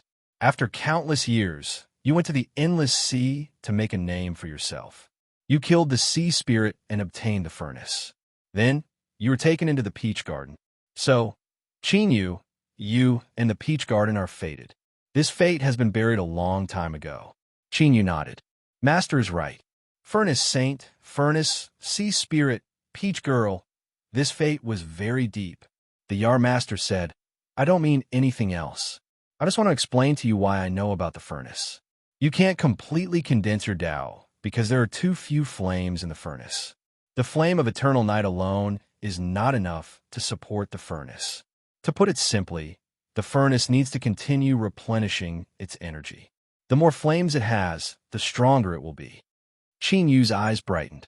In other words, the furnace could be constantly strengthened and upgraded. After devouring the flame of eternal night, it could directly refine half of the great Tao. If it absorbed other flames, wouldn't it be a piece of cake for it to refine the Tao? However, there was one thing that was very clear. Flames that could satisfy the requirements for absorption and were useful to the furnace were definitely of a very high grade. Finding such a flame was definitely not an easy task. The fire of eternal night was an example. There's one more thing I want to remind you of. The yard master shook her head with a strange look on her face. Although the body of this furnace is extremely sturdy, it's not a real defensive object. The opponents you'll face in the future will be stronger and stronger. Don't ever use it as a shield. Otherwise, if one day the cauldron is destroyed, there will be no way to repair it. At that time, you won't even have a place to cry. Qin bowed. This furnace was obtained by the furnace saint using his life as the price to gamble with the heavens and earth. Before, this disciple didn't know the inside story and acted rashly. In the future, I will not blaspheme it again. Honorable Master, please rest assured. Her words were beautiful. Not only did she promise the yard master, but she also expressed her admiration and gratitude to the furnace saint. The yard master smiled. With Qin Yu's intelligence, it was not difficult for her to guess his intentions. All right, that's about all I've said to you. If you want to hear more, I'll tell you a story. Qin took a deep breath. I'm all ears. The yard master took a few more steps. It seemed that when she spoke just now, she had indeed prepared a draft in her mind. At this moment, she spoke without any hesitation. A long, long time ago, this is not the usual opening of a story. It was really many years ago. It was so long ago that I only had a vague consciousness at the beginning, and I wasn't sure which era it was. After thinking about it carefully, that period of time was probably the happiest time of my long life. I didn't need to think about anything. Every day, I listened to my master's sermons. Although I couldn't understand everything, I always gained something. He looked at Qin Yu with a solemn expression. I think you already know that I created the peach garden and was called the yard master by the world because my body is a peach tree. It is extremely difficult for a mutant to attain Tao, but once I succeed, my strength will be far stronger than that of an ordinary true saint. What's more, I had other opportunities to attain Tao. The West Mountain Scholartree Sage's body is a scholartree tree, and he was my only and best friend in my early years. We lived together for countless years, and I originally thought that this kind of life would continue forever, but the calamity descended just like that. My master's strength was exceedingly high, and he was the supreme ruler of the world. Yet, he still couldn't withstand the catastrophe. In the end, his blood splattered across the vast sky, and he perished. After this battle, the entire small world fell apart and fell into unprecedented turmoil. The yard master looked a little emotional. Under such circumstances, with my and Scholartree Sage's strength at that time, only death would have been awaiting us. However, a section of my master's corpse just happened to fall beside us. In order to protect ourselves, the two of us refined and absorbed my master's corpse. With this, we established our foundation and broke out of seclusion as true saints. Qin Yu's heart trembled violently. He had never imagined that the yard master would have such a background. A spiritual plant under the ruler had finally absorbed his corpse and attained Tao and become a saint. This also proved how terrifying the ruler was. Just a section of his corpse could actually raise two true saints. Moreover, they were peak true saints like the yard master and Scholartree Sage who had attained Tao. However, since the yard master and Scholartree Sage came from the same sect and had accompanied each other as spiritual plants, they were each other's only friends. Why were they in such an irreconcilable situation? The yard master was silent for a while. Then, she suddenly smiled and shook her head. Are you curious why I fell out with Scholartree Sage and even became irreconcilable enemies? In fact, the reason is very simple. We have become saints and we're no longer small spiritual plants. Our strengths are different and our horizons are different. Thus, our hearts have changed. The two of us attain Tao as deviants. We are both spiritual plants, and we have absorbed the power of our master's remnant body. This has led to us being almost the same existence.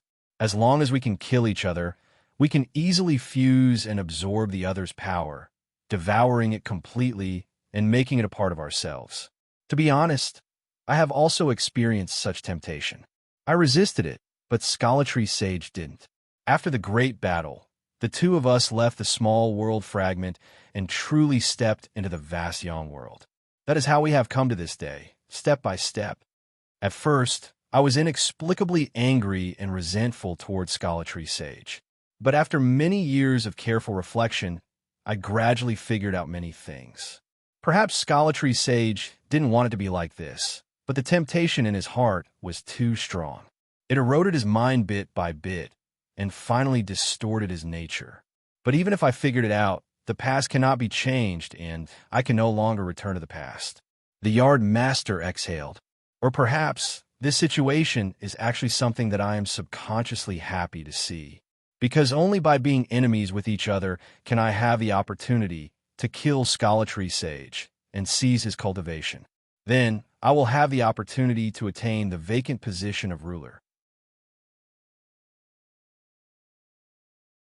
But unfortunately, regardless of whether it is me or Scholartree Sage, we have fought each other for many years, yet we have no way of truly killing each other. But in the end, Scholartree Sage probably won. This is because there is indeed a problem with my condition.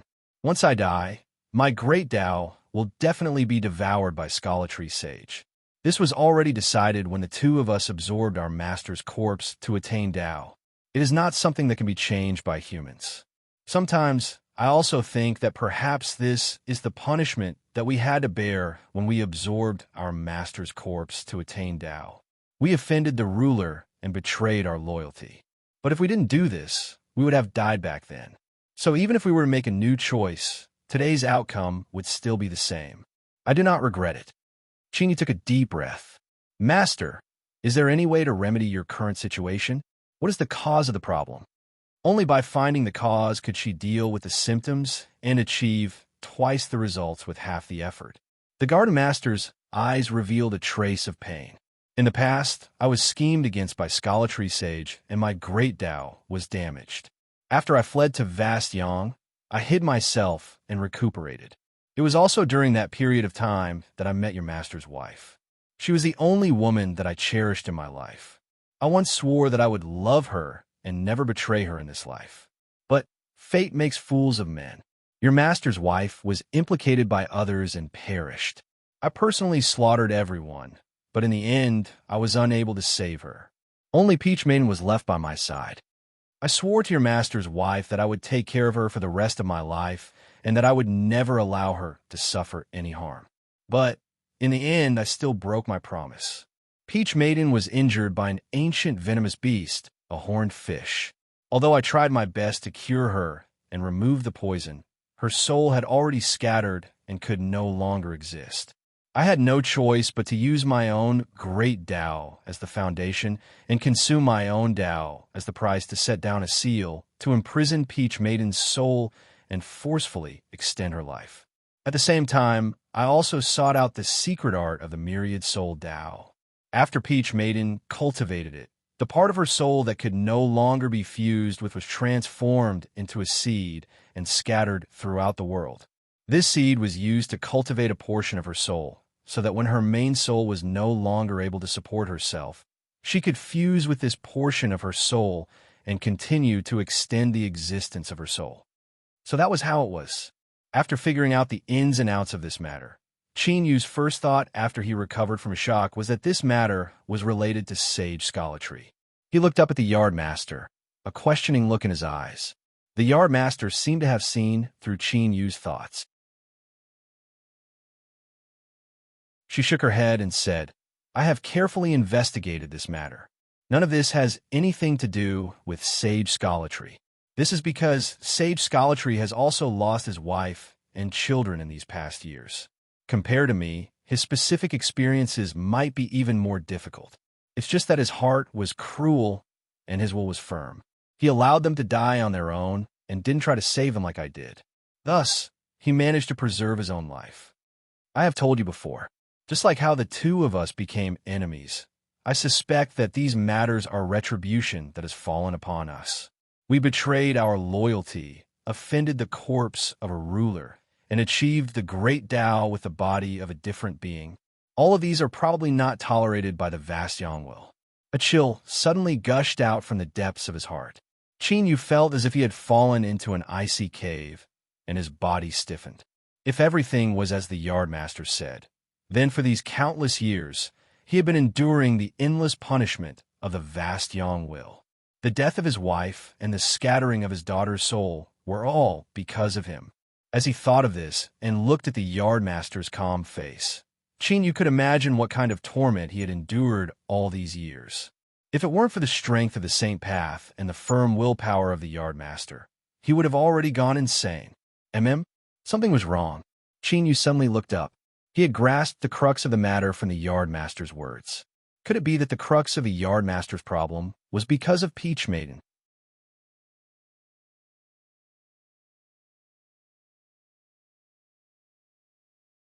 Chapter 1335.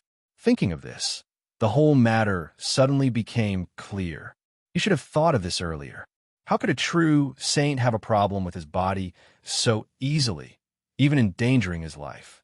The only possibility was that the continuous damage would eventually shake his foundation and lead to irreversible consequences. And Peach Girl was the heavy mountain that the yardmaster was carrying. Her soul scattering meant certain death, but the yardmaster had forcefully prolonged Peach Girl's life until now. Even a true saint would have to pay the price. Qin Yu had guessed this long ago, but he did not expect the price to be so heavy. It was no wonder that the peach garden had changed its style over the years.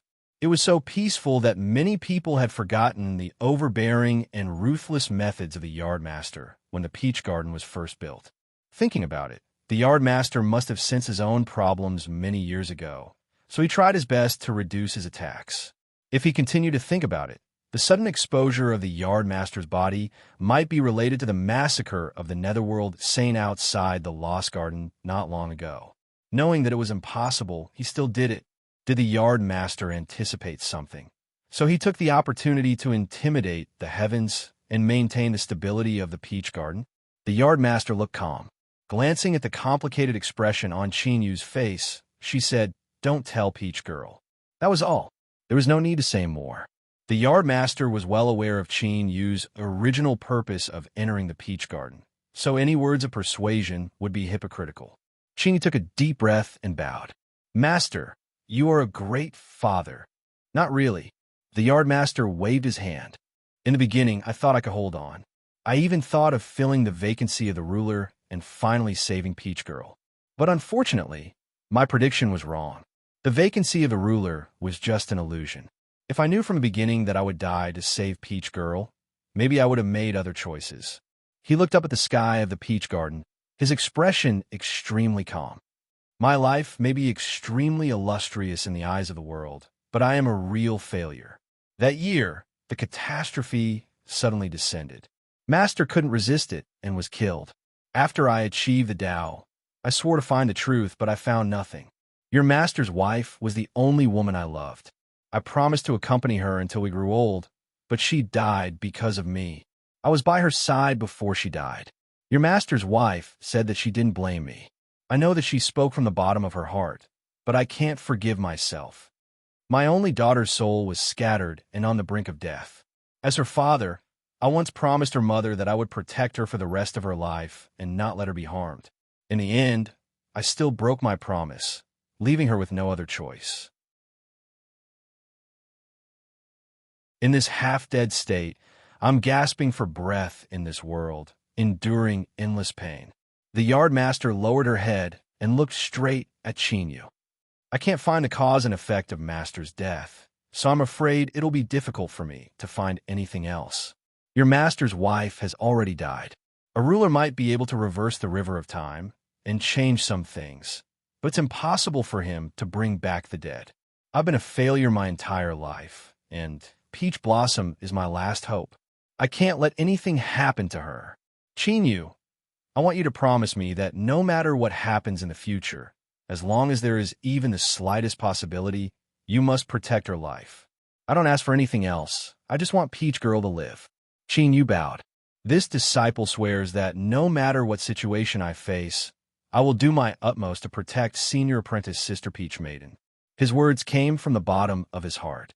At this moment, when Qin Yu faced the yardmaster, he was filled with respect and deep gratitude. If he hadn't extended Peach Maiden's life and allowed her to cultivate the myriad soul path, Ning Ling and Yu Qi wouldn't have existed in this world. Although that might be a different story, there wouldn't be the Qin Yu of today. Every peck and every sip was a predestined fate. With the Yard Master's experience and wisdom, she could naturally sense all this. She smiled and said, "I believe in your promise, so I'll tell you a piece of information as repayment in advance.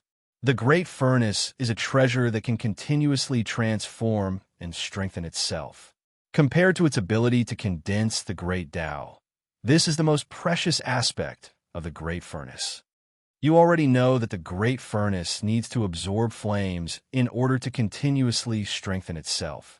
And I happen to know that in this world, there exists a place that can definitely help the Great Furnace to transform once again, the world Zeroth land." The Yardmaster paused and continued.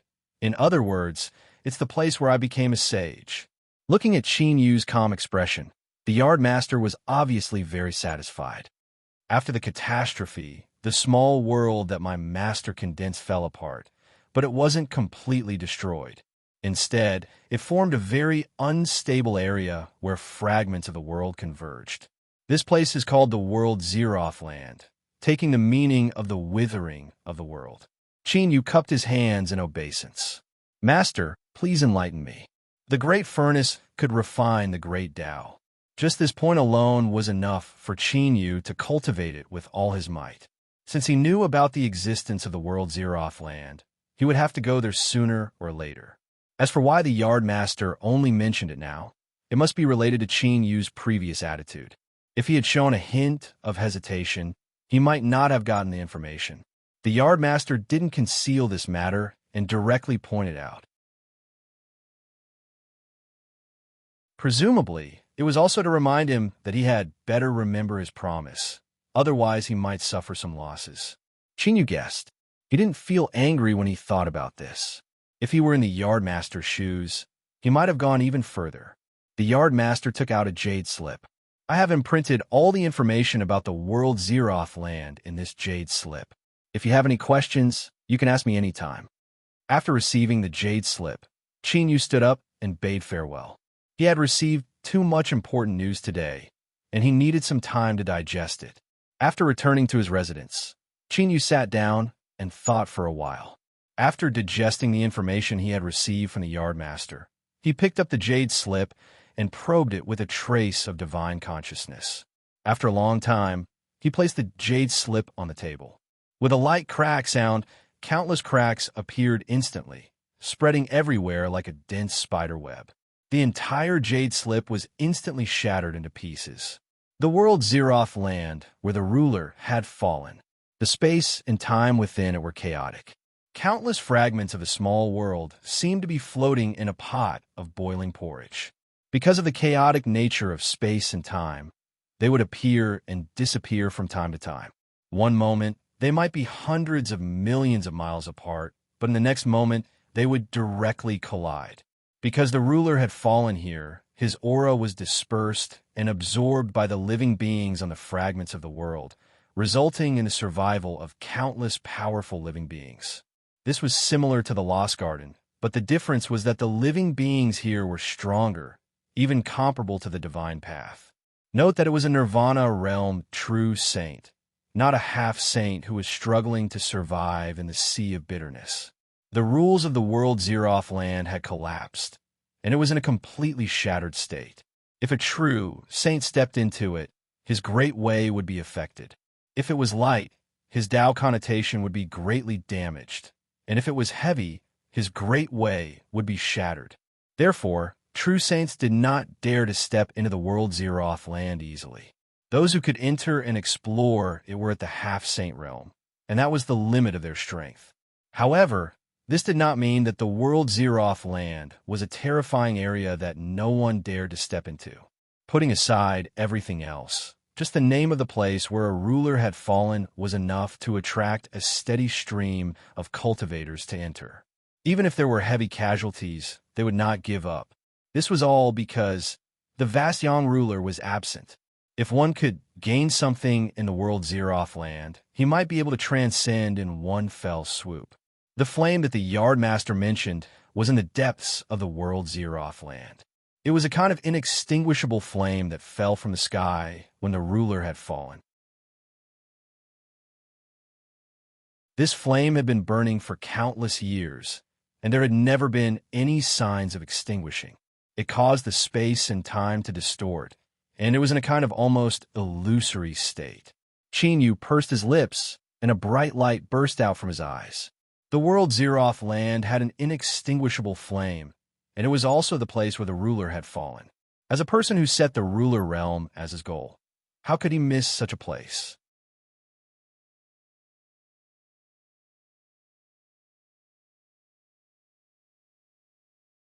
Chapter 1336. There was a slight tremor in space, and Chinyu stepped out. The entire process was incomparably quiet, and no one noticed. Looking up ahead, there were countless tall buildings that stretched as far as the eye could see, all of them exuding a majestic and magnificent momentum. This was the residence of the Eastern Zhou family. The first time Chinyu had come here and seen this city without walls, he had been somewhat moved and shaken. Looking at it again today, he naturally didn't have the same feeling as he did in the past. With a single glance, he could see through all the hidden arrangements, as well as the obscure and intimidating auras that shot into the skies. Closing his eyes, he sensed Xiang Shui's aura. She seemed to be in a good state, and her cultivation had risen a great deal. This was good. With a smile, Chinyu walked towards the wall-less city in front of him. He was like a shadow. Under the strict surveillance of the Eastern Zhou family, he easily entered without being detected. Chinyu wasn't familiar with this city, and there weren't many people he wanted to see. In addition, he didn't have much time left, so he didn't dwell on his memories and headed straight for Xiang Shui. She wasn't in the residence of the Eastern Zhou family. Chinyu didn't seem to be walking quickly, but in 2 or 3 steps, he had reached the end of the street. This should have been an astonishing scene, but the cultivators passing by didn't seem to see it. Strictly speaking, to be able to do this, the difficulty should be much higher. He seemed to have some impression of this street. He should have been here before. As Chinyu's thoughts reached this point, he suddenly stopped. His eyes fell on the end of the street, on a seat by the window of a 3-story restaurant. He paused, a look of astonishment on his face that soon turned into a strange one. He didn't think that this woman Xiang Shui would be so popular. If he went over to greet her now, wouldn't he scare these people? At this moment, Xiang Shui felt sick to the core. Looking at the smiling faces in front of her, she wished she could pick up the dishes on the table and slap them. But she knew why she was so popular. It wasn't because she was outstanding, but because of some labels attached to her. For example, the legendary maid of the Peach Gardens, Miss Ninth, who had once risen to prominence. Or the close friend of the new matriarch of the Eastern Zhou family, Eastern Zhou Jelly. Or she was now helping to manage the affairs of the Eastern Zhou family and wielding a great deal of real power. Of course, Xiang Shui understood in her heart that all of this was because of her identity as a maidservant, layer by layer. Miss Ninth of the Peach Garden, Xiang Shui could not understand what realm he was in, but from East Zhou Jolly's probing words, it was not difficult to guess that he had really become a top figure in the world. Although Xiang Shui had determined that Chinyu's future was limitless since a long time ago, she still didn't expect that he would soar into the skies in such a short period of time. Xiang Shui had long since given up on the idea of inoculating Chinyu. She was well aware that there was already a moat separating her from Chinyu. There was no longer any possibility of them being together. In fact, the 9th lady of the Peach Garden had long forgotten that there was still a little maidservant in the Dongzhou clan. Or perhaps, even if he had thought of it, it was a fleeting thought that didn't linger in his heart at all. After all, she was only an insignificant maid. Moreover, Chinyu never owed her anything. Strictly speaking, she should be grateful to Chinyu for her current achievements. If these people in front of her knew that she had already been forgotten by Chinyu, what kind of faces would they have? He would probably turn around and leave, cursing and swearing. Her mockery and disdain. The general gist of it was, if you weren't the maid of the Peach Garden's 9th lady, you wouldn't even be worthy of carrying our shoes. Who would want to curry favor with you? So even though she was impatient, even though she was filled with loathing, Xiang Shui still silently endured it, never making any extreme reactions. This was because she knew that she didn't have the qualifications to be presumptuous. Perhaps it wouldn't be a problem in the short term, but after thousands of years passed, the halo of her label would gradually fade away. In the end, she would have to rely on herself to survive. So when Izhou Jolly asked Xiang Shui if she was willing to take over a portion of the Dongzhou clan's internal authority and help her deal with some matters, Xiang Shui agreed without hesitation. She didn't love power. She only hoped that when the halo of her label faded away in the future, she would be able to perform as best she could and not be in such a sorry state. Every time she felt hesitant, powerless, or tired, Xiang Shui liked to come to this restaurant and sit in this seat. Perhaps it was because Qinyu had brought her here before, but even if she didn't do anything, she would still feel inexplicably at ease. Then, she could adjust her mood and continue on her way. But she didn't know why this matter had been discovered by these people. She could never come to this place again. Thinking of this, Xiang Shui's mood became even worse. She had nearly reached the limit of what she could bear. She knew that she couldn't stay here any longer, otherwise she might not be able to restrain her emotions and do something she would regret. She looked around with a bit of nostalgia in her eyes. As she looked towards the end of the street, some scenes from a long time ago appeared in her mind. At that time, Qinyu wasn't the Peach Garden's Mr. Ninth, and he wasn't as strong as he was today. But in Xiang Shui's eyes at that time, he was already her most reliable support. Unfortunately, this support was already far from her.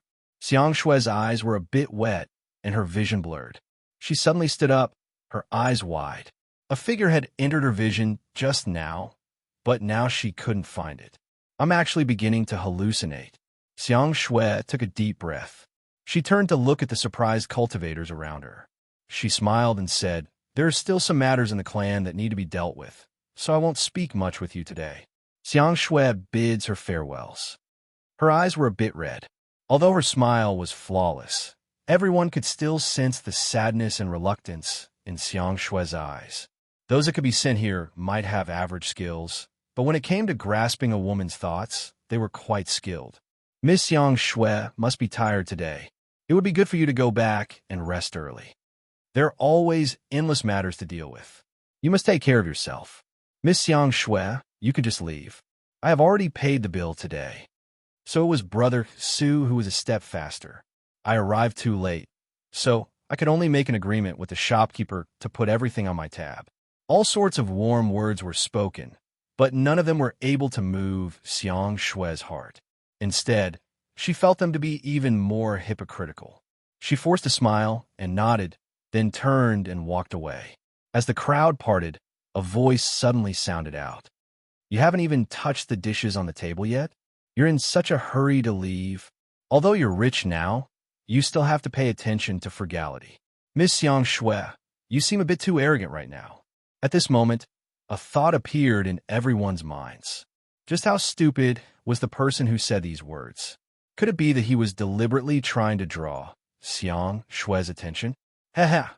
With her current state, this chess piece could be said to be the worst of the worst. It was simply too stupid. They would not sympathize with her, but rather gloat. Everyone knew what their motives were. They were all competitors. If one of them could be eliminated, there would be less pressure to compete. So the crowd began to retreat again, revealing the source of the voice. Xiang Shui frowned and turned around. The next moment, she suddenly covered her mouth, and tears gushed out. She had imagined this countless times and even dreamed of it, but she never dared to hope that it would become a reality. "Sir, it's not right for you to speak like this." The person who jumped out to curry favor had just opened his mouth when he was suddenly pushed to the side. Xiang Shui rushed out from his side like a deer that had escaped its cage. Just like that, under the watchful eyes of the crowd, she threw herself into his arms. At this moment, the entire restaurant was silent. Xiang Shui, who had always been calm and restrained and difficult to approach, actually took the initiative to throw herself into the arms of a strange man because of this sentence. F***CK. If I had known this earlier, I could have done it too. Who is this person? We F***King tried our best to get close to him, but he hugged her the moment he touched her. How could we tolerate this? Brat, you better have a good background that can keep us silent, otherwise I guarantee you will be in trouble. This was especially so for the first cultivator who jumped out in an attempt to gain a favorable impression. In the end, he was pushed to the ground. His face was distorted. She was just a maid. Perhaps she had already been forgotten. Even if she had a relationship with the Eastern Zhou family. So what? They didn't live because of the Eastern Zhou family. Taking a step back, even if Xiang Shui really did have something going on with the Peach Garden's Miss Ninth after today's embrace, everything had come to an end. In other words, the most important label on Xiang Shui had been thoroughly extinguished. In the crowd, the complexions of many cultivators changed. They began to consider whether or not it was worth it to continue wasting energy on Xiang Shui. A cultivator crawled up from the ground and coldly roared, "Isn't she just a lowly maid, Pa?" A heavy slap to the face forced the rest of his words back down his throat. The cultivator was sent flying away, crashing into a table and chair. His ears buzzed and his field of vision darkened. He had been struck a little dazed. When he regained his composure, he angrily roared, "Zhou Chun, you actually dared to hit me.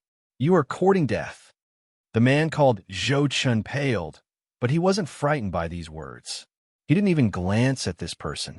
He hurriedly bowed and said, "I didn't know Mr. Ninth was coming, so I have been disrespectful. If I have offended you in any way, I ask Mr. Ninth to forgive me." With these words, the air fell deathly silent. Only Xiang Shui's aggrieved sobs echoed in everyone's ears. Everyone stiffened like iron, their faces filled with horror and horror. Mr. Ninth, where was this Mr. Ninth from? Who else could appear here and make Xiang Shui throw herself into his arms and cry like this? Who else could it be? Qin Yu was the Peach Garden's Miss Ninth Qin Yu. He had actually personally come to the Eastern Zhou family. His previous judgment of Xiang Shui had been wrong. It was impossible for an ordinary maid to receive such treatment. Think about it. If you saw your own maid being harassed by a group of men, how could you possibly be in a good mood? Thinking about it further, if there really was something going on between the two sides, that would be too scary. But right now, the one who was more afraid was clearly the one who had been slapped. He seemed to be suffering from epilepsy, his mouth foaming and twitching on the ground. Two cultivators squeezed in and fell to their knees, their faces pale and sweat streaming down their faces. "Mr. Ninth, please calm your anger. My family's young master didn't mean to offend you. This matter, we will definitely give you a satisfactory explanation. We ask that Mr. Ninth show mercy." The reason they had followed was because they wanted to help their young master at a critical moment and fight for his affections, lest the other families lose face. Who would have thought that they wouldn't have seen the scene in front of them? And now, these two people had run in to beg for mercy, their hands and feet still sore and weak. They cursed the person who had fallen to the ground. "You bastard, if you want to die, then don't drag us down with you."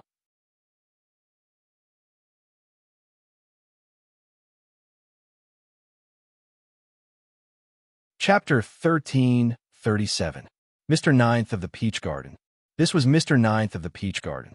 It would not be an exaggeration to describe anything related to him as having a thunderous impact on anyone who was related to the Sage Dao Circle. First, Qin Yu's limelight was too great.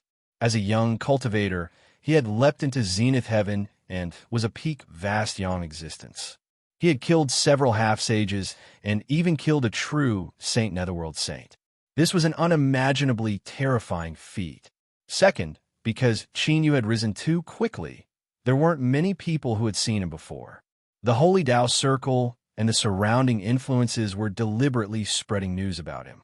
In truth, their thoughts were simple. Look clearly at this face and remember this person. If you ever meet him in the future, kneel down and run as far as you can. Don't provoke him at all. But now, it was clear they had run into a mine. Thinking of this, the two kneeling cultivators began to sweat profusely. Their pale faces turned blue. as if their hearts were about to crack open.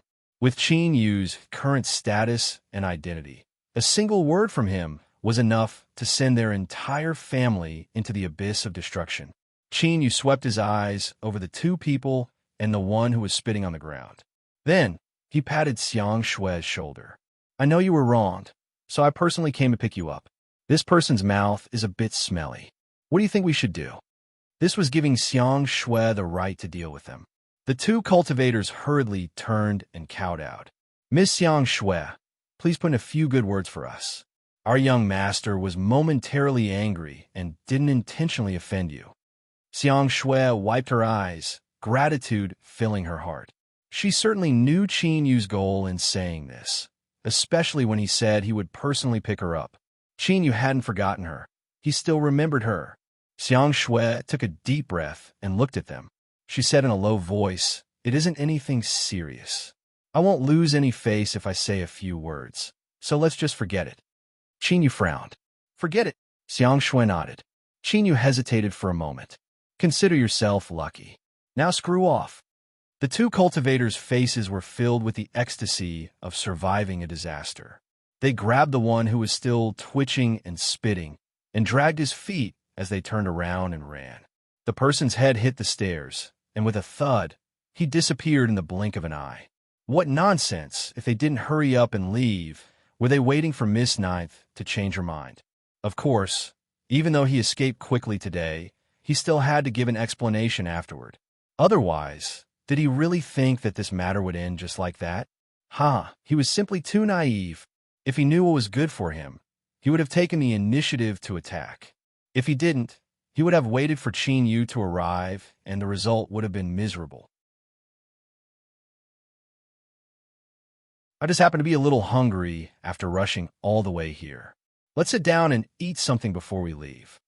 Qin Yu pulled out a chair for Xiang Shui and sat down beside her. There was no need to expel them, and no one dared to continue staying here. In the blink of an eye, the entire third floor was empty.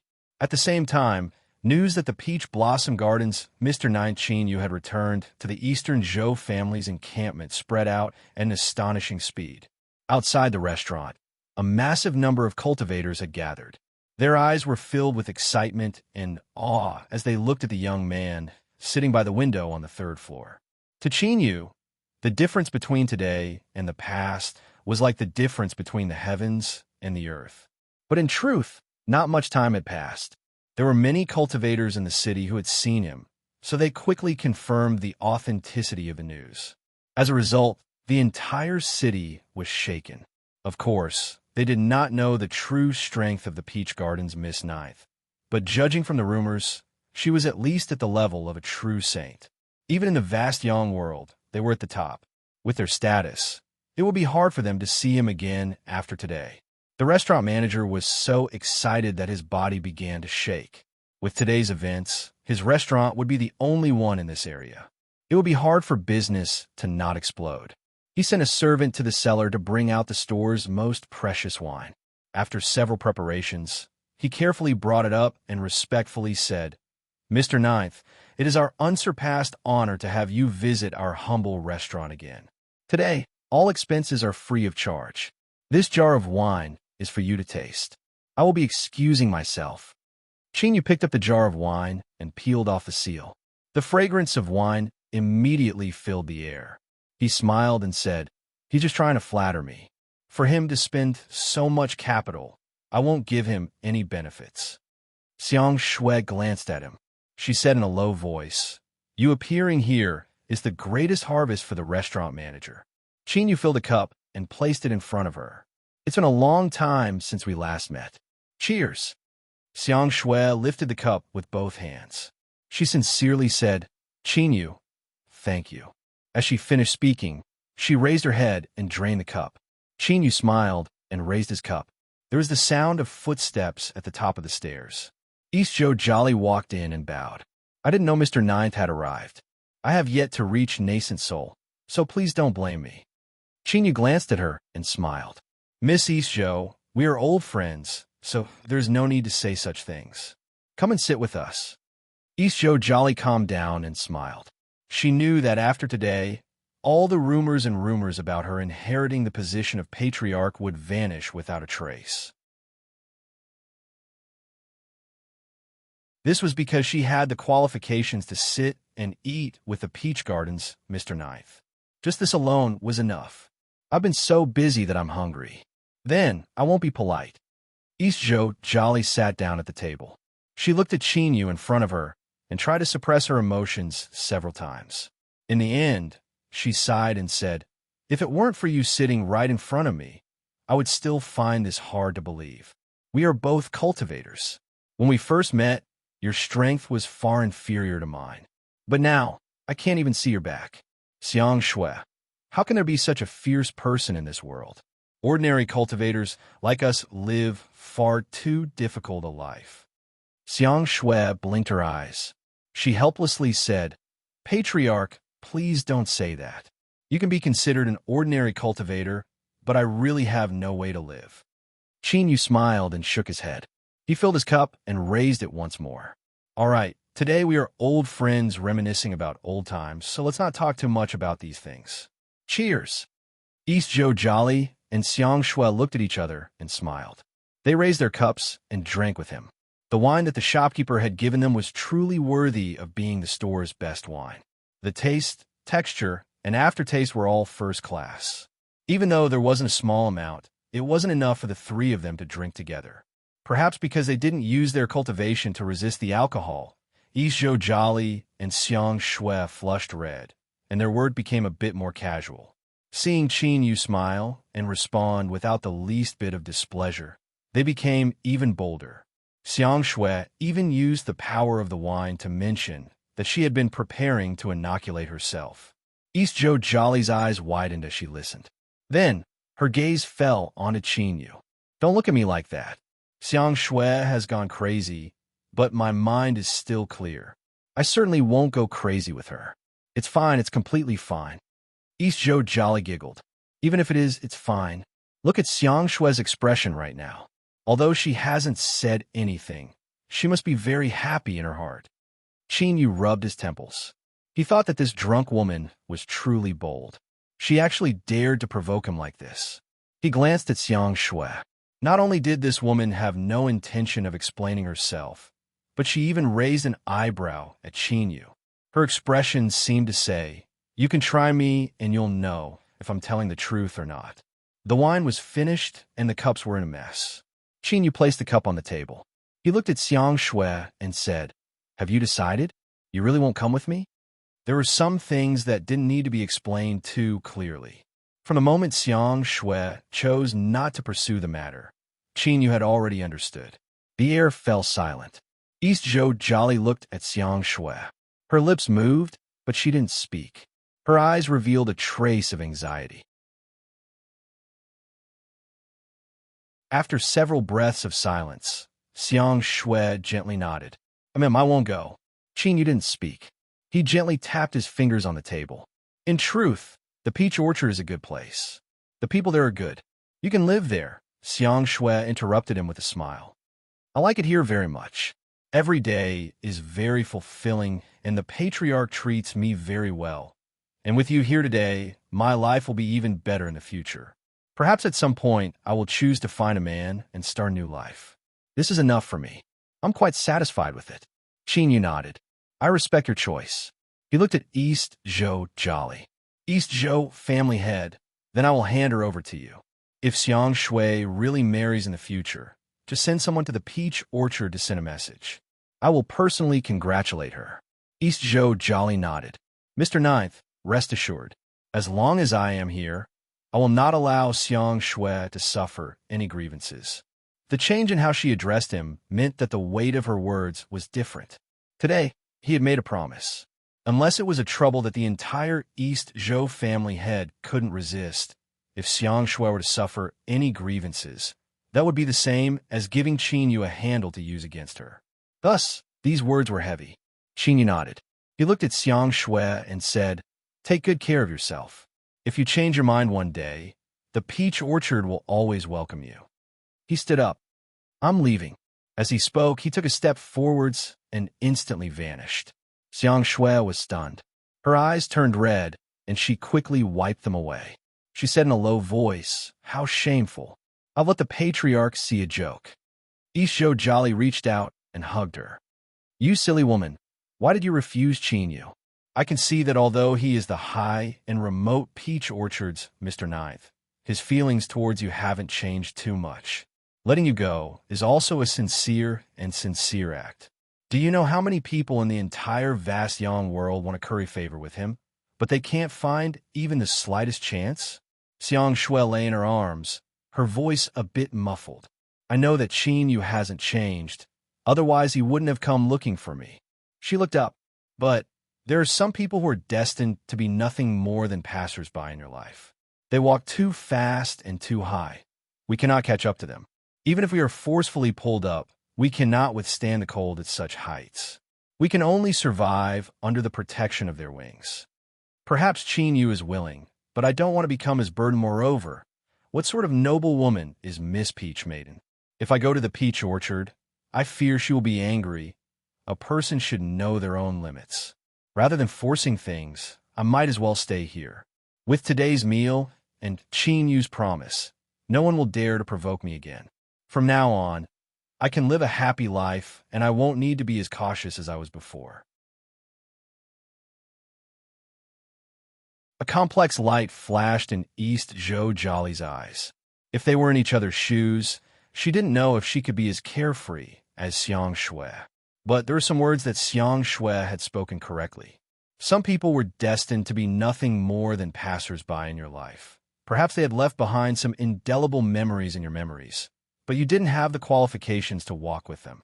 If you couldn't chase after them, you could only look up to them. East Zhou Jolly's eyes darkened. This was because in the past, she had also had thoughts of a young girl yearning for love. You're tuning into the Warrior Lore YouTube channel. Don't forget to subscribe and join us on this journey to catch the most captivating stories.